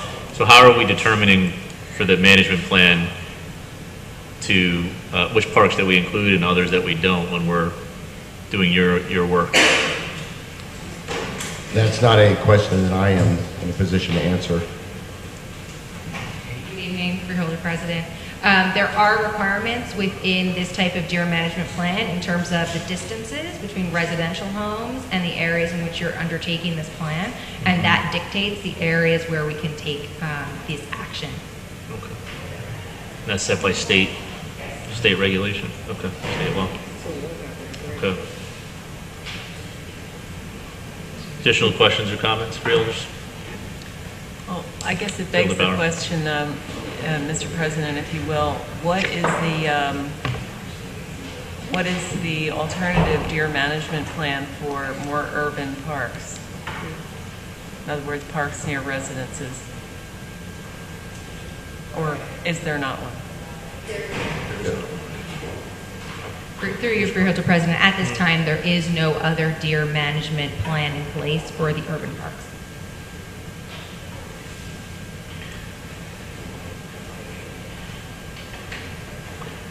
So, Freeholder Luciano. Just real quick, let me put on record, Freeholder President, I sit as the chair of the Deer Management Committee. I've been on there since 2011. I know Mr. Bernier well. I've gone out to the facility. I've seen them do this hunt.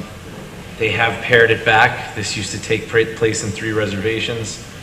We do have a deer population problem throughout the county. It's just unfortunate that there are no natural predators, and we also honestly just don't have any hunting areas where folks hunt in Essex County. I know that, and I wanted to put this on record, there was a sit down with the county exec and the state where they wanted to allow, I guess, just regular citizens to be able to hunt in our parks, but the county exec is adamantly opposed, and I agree with him because we do have a lot of joggers, hikers, so on and so forth, and it's also very close to our zoo facility. So that was nixed, but I think that the board, at least the members on the board that don't know about that, you know, the state did want to open it up and say, you know what, Essex County, we're going to allow like folks to start hunting again. The county exec's against it. I'm in support, and I know Mr. Bernier runs a good program. I would suggest if any of you want to go and see how they do it. And I do want to put on record for the general public that's here and on TV, they don't just hunt the deer and discard them. They donate all the meat to the food bank, which is a very good thing. Thank you. Thanks, Freeholder Luciano. Freeholders, additional questions or comments? Do I have a motion? I'll move it. Moved by Freeholder Luciano. Second? Second by Freeholder Jones. Roll call, Madam Clerk. Freeholder Sebo. Yes. Freeholder Vice President Richardson. President, not voting. Freeholder Pomares. Absent. Freeholder Mercado. Yes. Freeholder Luciano. Yes. Freeholder Jones. Yes. Freeholder Johnson. Yes. Freeholder Bauer. Yep. Freeholder President Gill. Yes. So moved. Thank you. Moving to resolution number 8. Resolution 8. No, we Okay. can get reading the record. Yeah. We're good. Mr. Jackson. With your permission, Mr. President, I'll let Ms. Director Hartley keep going. Thank you. Good evening, Freeholder President. Item number 8 is a contract with Rutgers Cooperative Extension. They provide extension service programs for Essex County residents. The amount not to exceed $70,000. And the representative for that program, Jan Zentek, is here tonight to speak on their behalf.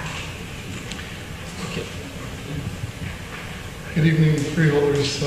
Thank you for your past support for extension programming. With your support, we have been able to expand our programs across the county. We involve youth and gardening programs in Branch Brook Park, as well as in the western side of the county at the Environmental Center. We have 4-H clubs almost in every town in this county. Master gardeners. We're supporting the Parks Conservancies and the Parks Department and volunteering to help maintain the parks and environmental education. And look forward to continuing this relationship in the future. Thank you. Mr. Parlavecchio? No question. Freeholders? Freeholder Siebold? Thank you. I sit on the Open Space Trust Fund Advisory Board with Jan, and he does a wonderful job, and he does a wonderful job for the county, and I'm happy he's going to be continuing with this wonderful work. Excellent. Freeholders? Great program. Glad to see him. We'll continue it. Yes. Roll. Do I have a mover? Move it. Moved by Vice President Richardson. I'll Do I second it. have a second? I'll second Freeholder Siebold. Roll call, Madam Clerk. Okay, Freeholder Bauer. Yes. Freeholder Johnson. Yes. Freeholder Jones. Yes. Freeholder Luciano. Yes. Freeholder Mercado. Yes. Freeholder Pomares. Yes. Freeholder Vice President Richardson. Yes. Freeholder Siebold. Yes. Freeholder President Gill. Yes. So moved. Thank you, Madam Clerk. Number 9. Item number 9, this is a contract award to Down to Earth Farms. They provide the pickup and removal and disposal of animal waste at Turtleback Zoo. This is a 24-month extension option, amount not to exceed $130,416. This is the company that comes in and removes the manure and waste from all of our animals. Mr. Parlavecchio. No question. Freeholders. It's a 24-month. So this isn't. They're currently the current vendor. They are the current vendor, yes. Okay. Dirty job. Where, besides all the one-liners that are going to come in the next, we'll be here next week. Where is the waste removed to? They take care of that piece of the equation. I try not to ask, but they have all of the proper licensing and certification. Prior to us doing a bid, they've been the vendor for years. I see. Okay. Freeholders, additional questions or comments? Move it. Moved by, so to speak. No pun intended. No pun intended. Moved by Vice President Richardson. Do I have a second? I'll second. Second by Freeholder Johnson. Roll call, Madam Clerk. Freeholder Siebold. Yes. Freeholder Vice President Richardson. Yes. Freeholder Pomares. Yes. Freeholder Mercado. Yes. Freeholder Luciano. Yes. Freeholder Jones. Yes. Freeholder Johnson. Yes. Freeholder Bauer. Yes. Freeholder President Gill. Yes. So moved. Thank you. Number 10. Item number 10 is authorization to use Essex County Recreation and Open Space Trust Fund to fund the Frederick Law Olmsted Bust Base, amount not to exceed $13,725. In Branch Brook Park last year, we dedicated or rededicated the Felix Mendelssohn bust statue. We are now commissioning with Parks Foundation and private donations a bust to commemorate Frederick Law Olmsted, who is the father of the public park system and whose firm was involved in the development of Essex County Parks, which is of course the first county park system in the country. It will sit symmetrically across from Mendelson in Branchbrook Park. And this is to fund the base upon which the bust will sit. So it is going to mimic and mirror the foundation that the Mendelson statue sits upon. Thank you. Mr. Parlavecchia. You clarified what I was going to ask. This is just the bust, just the base. The bust itself is being commissioned and will be by other funding sources. Freeholder Siebel. We discussed this at the Open Space Trust Fund meeting on July 31st. And as Ms. Hartwick said, it's going to be in Branchbrook Park at an excellent location, paying tribute to a wonderful individual who designed so many of the parks in Essex County. So I think this is a great tribute. Thank you. Freeholders, additional questions or comments? Mover? I'll move. Moved by Freeholder Siebel. Do I have a second? Second. Second by Freeholder Bauer. Roll call, Madam Clerk. Freeholder Bauer. Yes. Freeholder Johnson. Yes. Freeholder Jones. Yes. Freeholder Luciano. Yes. Freeholder Mercado. Yes. Freeholder Pomares. Yes. Freeholder Vice President Richardson. Yes. Freeholder Siebel. Yes. Freeholder President Gill. Yes. So moved. Thank you, Madam Clerk. Moving to resolution number 11. Ms. Hartwick. Item number 11 is contract award to Brandano Displays to furnish and deliver holiday lighting accessories, exercising a 24-month contract extension option, amount not to exceed $24,164. This is a company that we use to purchase lights and accessories for the holiday lights display at Turtleback Zoo. This is a 24-month option. They are the current vendor. Thank you. Mr. Parlavecchia. No questions. Freeholders. Do I have a mover and a second? I'll move it. Moved by Freeholder Bauer, second by Freeholder Pomares. Roll call, Madam Clerk.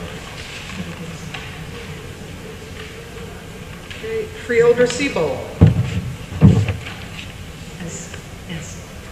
Freeholder Vice President Richardson. Yes. Freeholder Pomares. Yes. Freeholder Mercado. Yes. Freeholder Luciano. Yes. Freeholder Jones. Yes. Freeholder Johnson. Yes. Freeholder Bauer. Freeholder, Yes.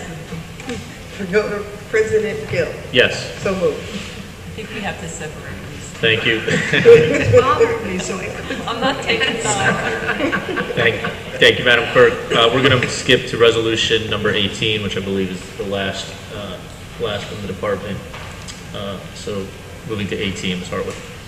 Number 18 is the contract award to Aegis Security Agency. They were the lowest responsive and responsible bidder to provide security services at Turtleback Zoo. It is a 24-month contract, amount not to exceed $139,011. This security is for the overnight hours at Turtleback Zoo. So during the hours when the public is not on grounds, we maintain a security presence for the safety of both the facility and the public. They monitor all of the buildings and grounds and maintain a secure perimeter in those evening hours. And Timothy is here from the firm if you do have any questions. Thank you. Good evening. Good evening. President Gill and Essex County Board of Freeholder. I am the president of Aegis Security Agency. Excuse me. My name is Timothy Basanti. And we've been in business for 8 years. We're licensed, bonded. We are also regulated by the police. We provide services all throughout the state, specifically for Essex County. We do provide some of the city locations that are within this area here. We have provided service for the library that's right across here. We currently provide service for Irvington Housing Authority and also for the Birch Charter School, which is just a few blocks away from here. So we employ 83 employees, 21 of which are Essex County residents, and 99% of our staff is minorities.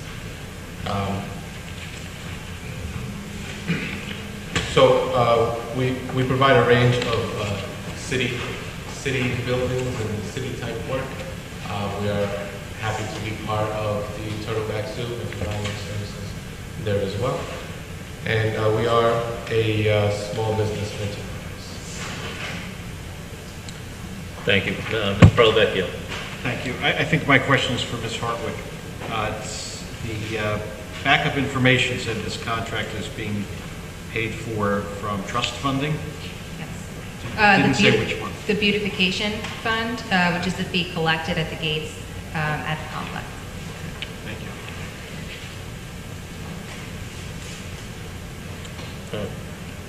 Freeholders.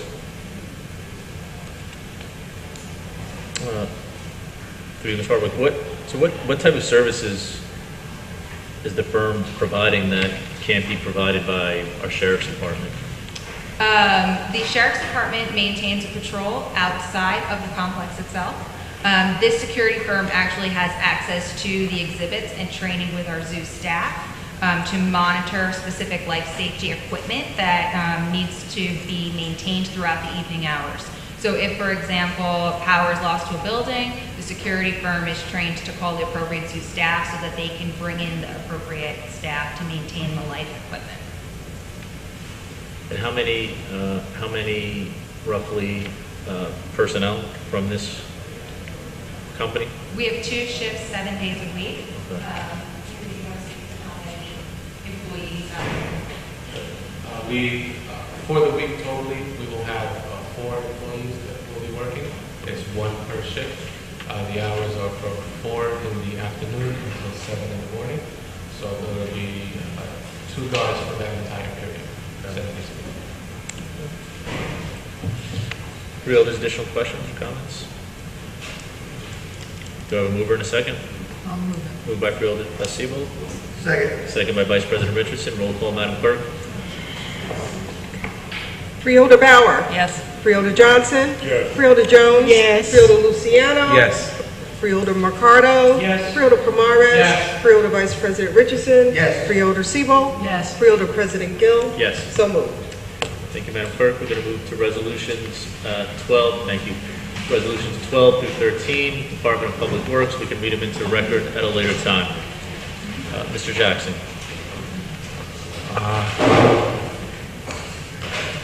Yes, sorry, Mr. President. This is from the Department of Public Works. I believe Mr. D'Antonio is here to address this item. Good evening. David Antonio, Department of Public Works. Item number 12 is the Department of Public Works Division of Engineering. A contract award to GSP Properties, the lowest responsive and responsible bidder, to provide masonry work of various Essex County facilities. This is a 1-year contract not to exceed $393,462. Michelle Jensen of GSP is here to introduce herself and the company. Thank you. Good evening, freeholders. Michelle Jensen, owner of GSP Properties. This is a time and material contract, as he mentioned, for masonry work at various Essex County facilities. It's on an as-needed basis. And he mentioned not to exceed $393,462. And we look forward to working with you and happy to answer any questions. Thank you. Thank you, Ms. Parlavecchio. I don't have any questions. Freeholders. Vice President Richardson. Where's your company located? Metuchen, New Jersey. How many Essex County residents do you employ? A third. Pardon me? 1/3. Thank you, sir. Freeholders, additional questions or comments? Do I have a mover? Move it. Moved by Vice President Richardson. Do I have a second? Second. Second by Freeholder Pomares. Roll call, Madam Clerk. Freeholder Siebel. Yes. Freeholder Richardson. Yes. Freeholder Pomares. Yes. Freeholder Mercado. Yes. Freeholder Luciano. Yes. Freeholder Jones. Yes. Freeholder Johnson. Yes. Freeholder Bauer. Yes. Freeholder President Gill. Yes. So moved. Thank you. Have a nice night. Thank you. Moving to resolution number 13.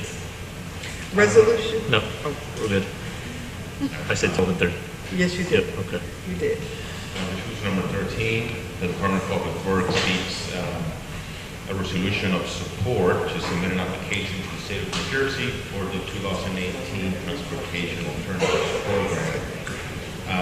The application seeks to improve the pedestrian, bicyclist, and transit use of facilities on South Orange Avenue in Newark between Bergen Street and 15th Street. Bergen and South Orange is where UMD&J is, and South Orange and 15th Street is roughly where Westside High School is. So we're looking to improve the pedestrian realm in that section of Newark. It's very unique because there's residences, there's businesses, there's schools, there's jobs, and it's a good opportunity for us to apply for this fund. If I may add, Mr. President, also to Vice President Richardson asked some questions about contact and communication with the City of Newark, and particularly Councilman McCallum. Just wanted to assure you all that's been done. He's on board, and we assured him that as the plans got further finalized, that we would be in touch, through you to him, and he's in good shape in terms of how the process is working. Thank you. Mr. Parlavecchio? No questions. Freeholder Johnson? Yes, and for the record, I want to let everyone know that on September the 5th, Joe, the county executive, will be meeting with our business improvement district we have there, so that we won't be trying to overlap the kind of services that we're trying to produce there on the avenue. So on the 5th of September, he will be at our meeting to talk about what the county is doing, so that we know where we're going from there. Thank you, Freeholder.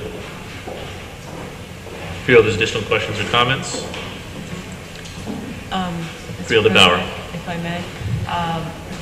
Mr. Antonio, do you anticipate that there will be any bicycle improvements in the proposal to NJTPA, or is it limited to pedestrian? Right now, at this moment, we're not necessarily going after bicycle lanes. Bicycle improvements will come in the form of amenities that encourage biking, like bike racks and things of that sort. Okay, what about any pavement markings? There's definitely going to be perhaps shared the road signage, maybe some sharrows, but we're keeping the traffic lanes the way they are to the extent possible. Okay. But we are looking at ADA compliant handicap ramps. We're looking at ergonomic new high visibility crosswalks. We want to carry over some of the successful elements from other streetscape projects that we implemented so far. Okay. I have seen many and they really look good. What about, is this driven by any particular crash data, or is Yes, it is actually. Okay, It's, because I know NJTPA is, right, yeah, correct. okay. I know what they're doing. Thank you very much. Appreciate it. Thank you, Mr. President and Mr. Thank you. Thank you, Freeholder Bauer. Just as a follow-up, so the actual work will be done in compliance with the county's complete street policy? Yes, sir. It's applicable. Okay. Thank you. Freeholder's additional questions or comments? Do I have a mover and a second? I'll move it. Moved by Freeholder Bauer. Second by Freeholder Johnson. Roll call, Madam Clerk. Freeholder Bauer. Yes. Freeholder Johnson. Yes. Freeholder Jones. Yes. Freeholder Luciano. Yes. Freeholder Mercado. Yes. Freeholder Pomares. Yes. Freeholder Vice President Richardson. Yes. Freeholder Sebo. Yes. Freeholder President Gill. Yes. So moved. Thank you, Madam Clerk. Moving to resolutions 14 through 16, with our insertion of items of revenue. We can read them into the record at a later time. Mr. Jackson. Item number 14 is a budget insertion from the North Jersey Transportation Planning Authority for the FY 2019's original transportation planning program. This grant enables the county to undertake continual transportation planning activities through the Division of Planning. The grant provides for an 80% in federal funding and 20% in local match requirement to fund staff. This is a gateway that allows us to go after other federal grants like the TAP program that we spoke about previously and things of that sort. Okay.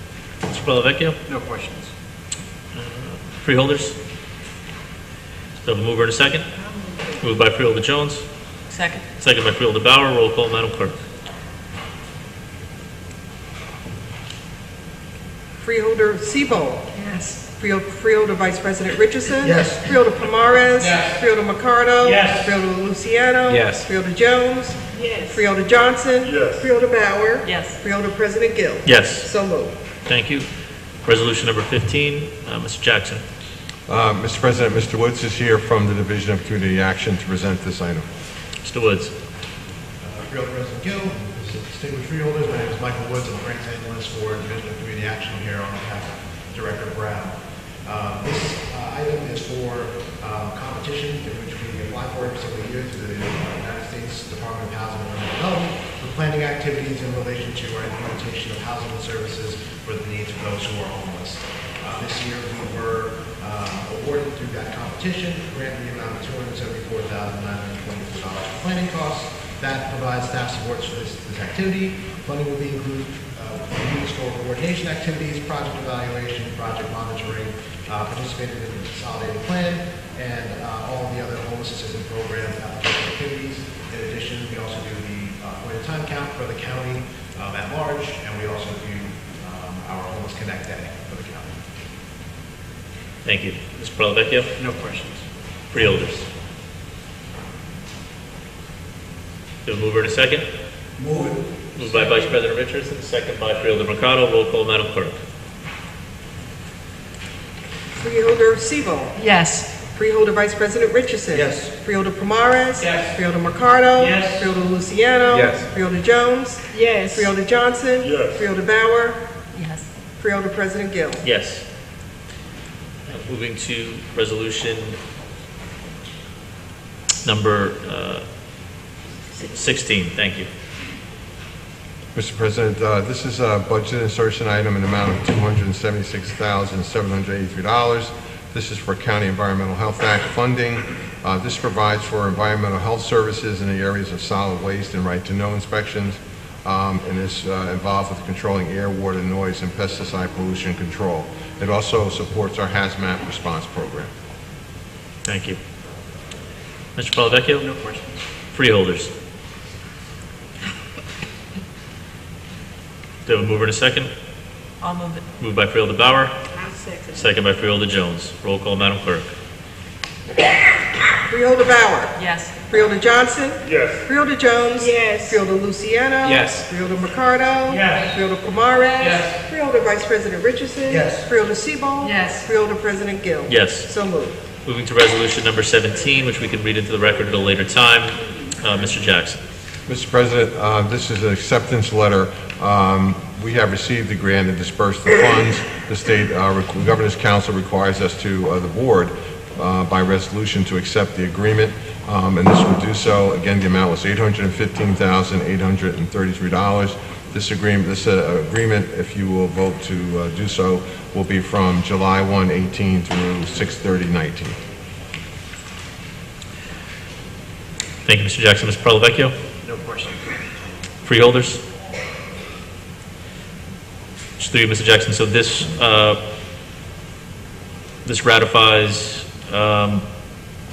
what we discussed at our last meeting regarding the individual allocations to municipalities? Correct. This is it's really a formality, Mr. President. Okay.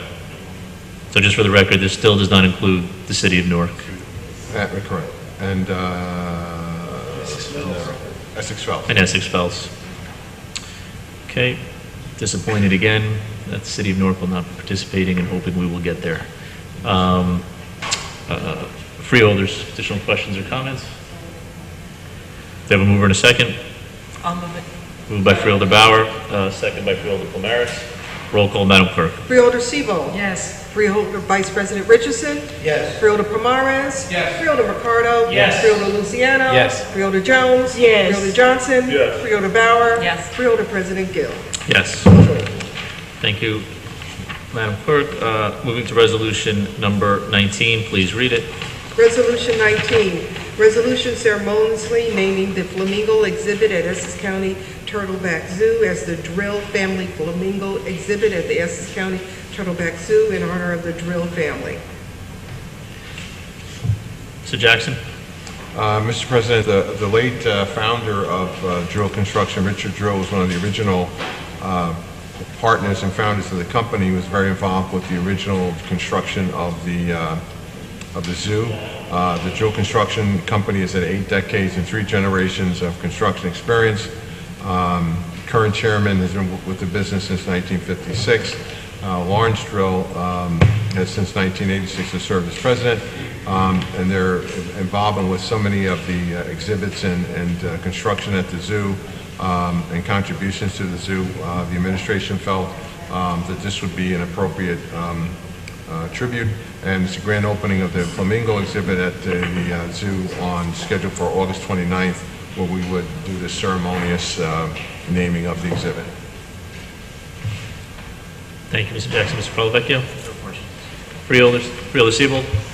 Yes, I'm pleased that the county executive is deciding to name the flamingo exhibit after the Drill family. I've known the Drill family for so many years, and I know they have contributed extensively to the greatness that is Turtleback Zoo now, and I'm pleased that this is going to be named after them.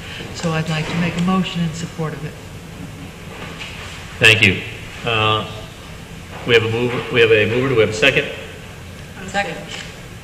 Second by Freeholder Jones. Roll call, Madam Clerk. Freeholder Bauer. Yes. Freeholder Johnson. Yes. Freeholder Jones. Yes. Freeholder Luciano. Yes. Freeholder Mercado. Yes. Freeholder Pomares. Yes. Freeholder Vice President Richardson. Yes. Freeholder Siebel. Yes. Freeholder President Gill. Yes. So moved.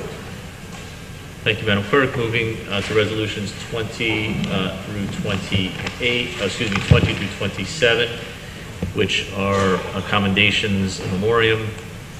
I'm going to ask if Freeholder Richardson would allow me to be added to resolution number 25. Absolutely. Okay, thank you.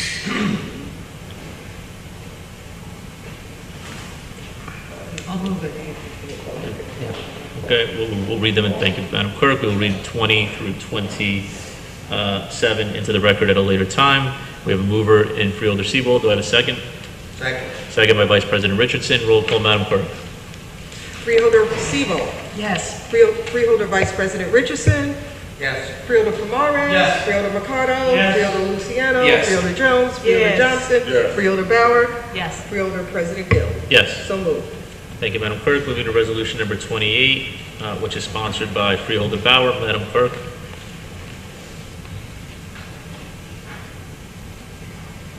You want to read it? Thank you. I need some water.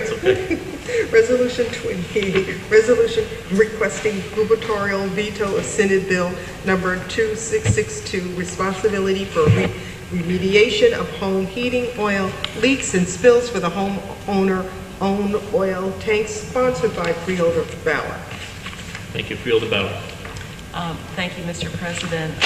This resolution is necessary because the legislature, in the waning hours of the budget session, passed a wholesale exemption for fuel oil deliverers where there's a spill in what's called unregulated heating oil tanks. They're not really unregulated. There's no spill in New Jersey that's unregulated. However, there's a different level of regulation that's required by, or required for home heating oil tanks and other very, very small heating oil tanks. As I think many of you know, I practice environmental law, and it's not unusual for homeowners to not have a rider to their insurance policy covering leaks and spills from their oil tank, and very often that can turn out to be a very expensive proposition if it's not caught immediately or even caught early. There really is no other exemption for any trade or industry whatsoever to New Jersey environmental law, whether it's the Spill Act, Industrial Site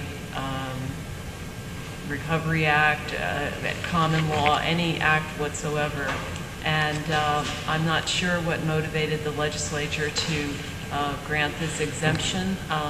I object to it, and because I've actually experienced this myself as well, but certainly in my practice, I've met with many homeowners who have to deal with this.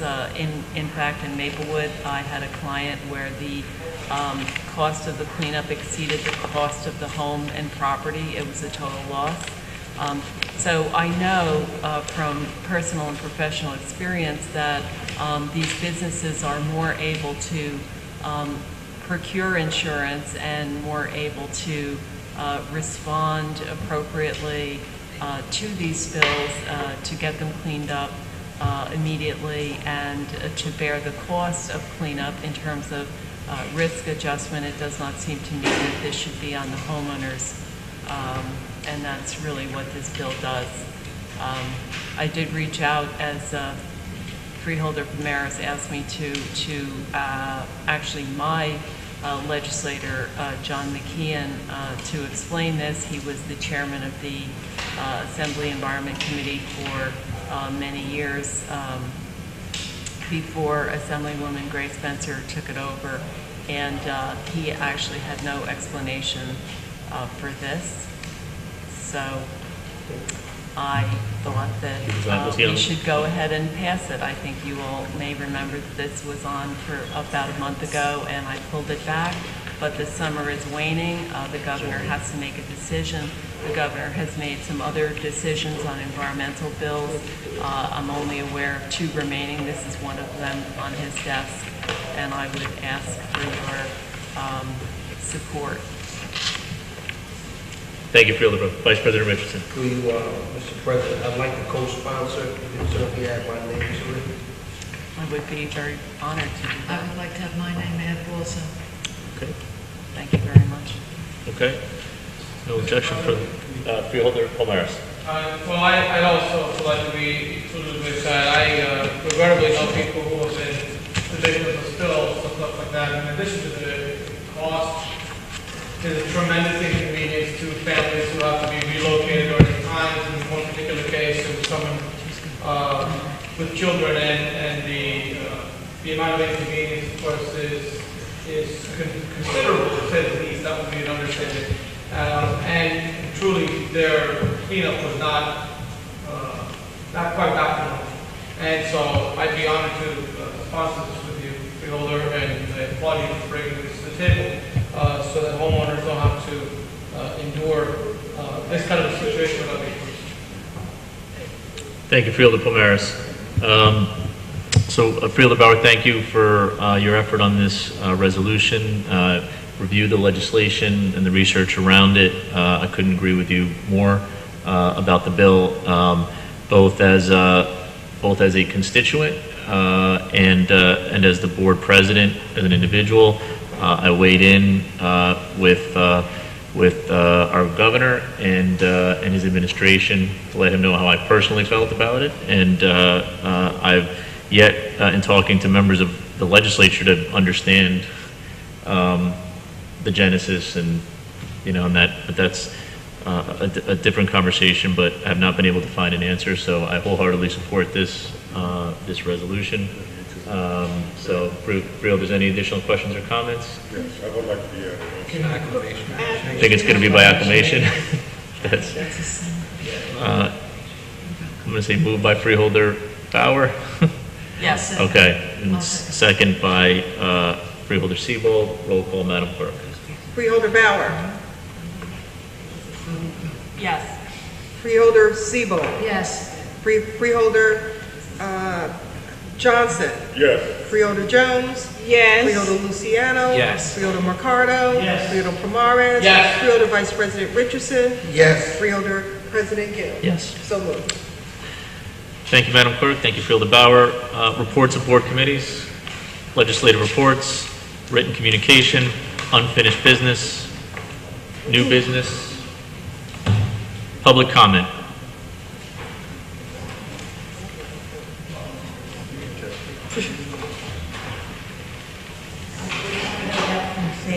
That we really appreciate the freeholders backing us up on the community cats in Essex County. It is a major problem. You don't realize it. And I appreciate President Gill to have the vision to make positive changes that have never been done. Bold step, and everybody is rejoicing to see what is going to be done to improve the quality of life for the community of Cats and also the residents. So again, thank you very much. I want to praise accolades from every one of you to make that bold step. And I know you figure, here she goes again, the community cat lady. But it is a problem, and we will solve it together, because every problem has a solution, and every one of you are interested enough to make change. With that in mind, thank you very much from the bottom of our heart, and every cat in Essex County thinks you're all top cats. Thank and you. I always end the meeting, as you know, meow. Thank you. Thank you. I'm glad someone's happy with me these days. It's been tough to find. It's tough to find some constituents who actually.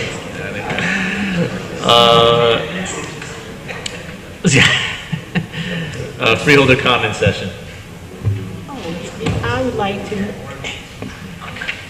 I would like the residents of Irvington to realize, in Irvington Park, there is free lunch for senior citizens.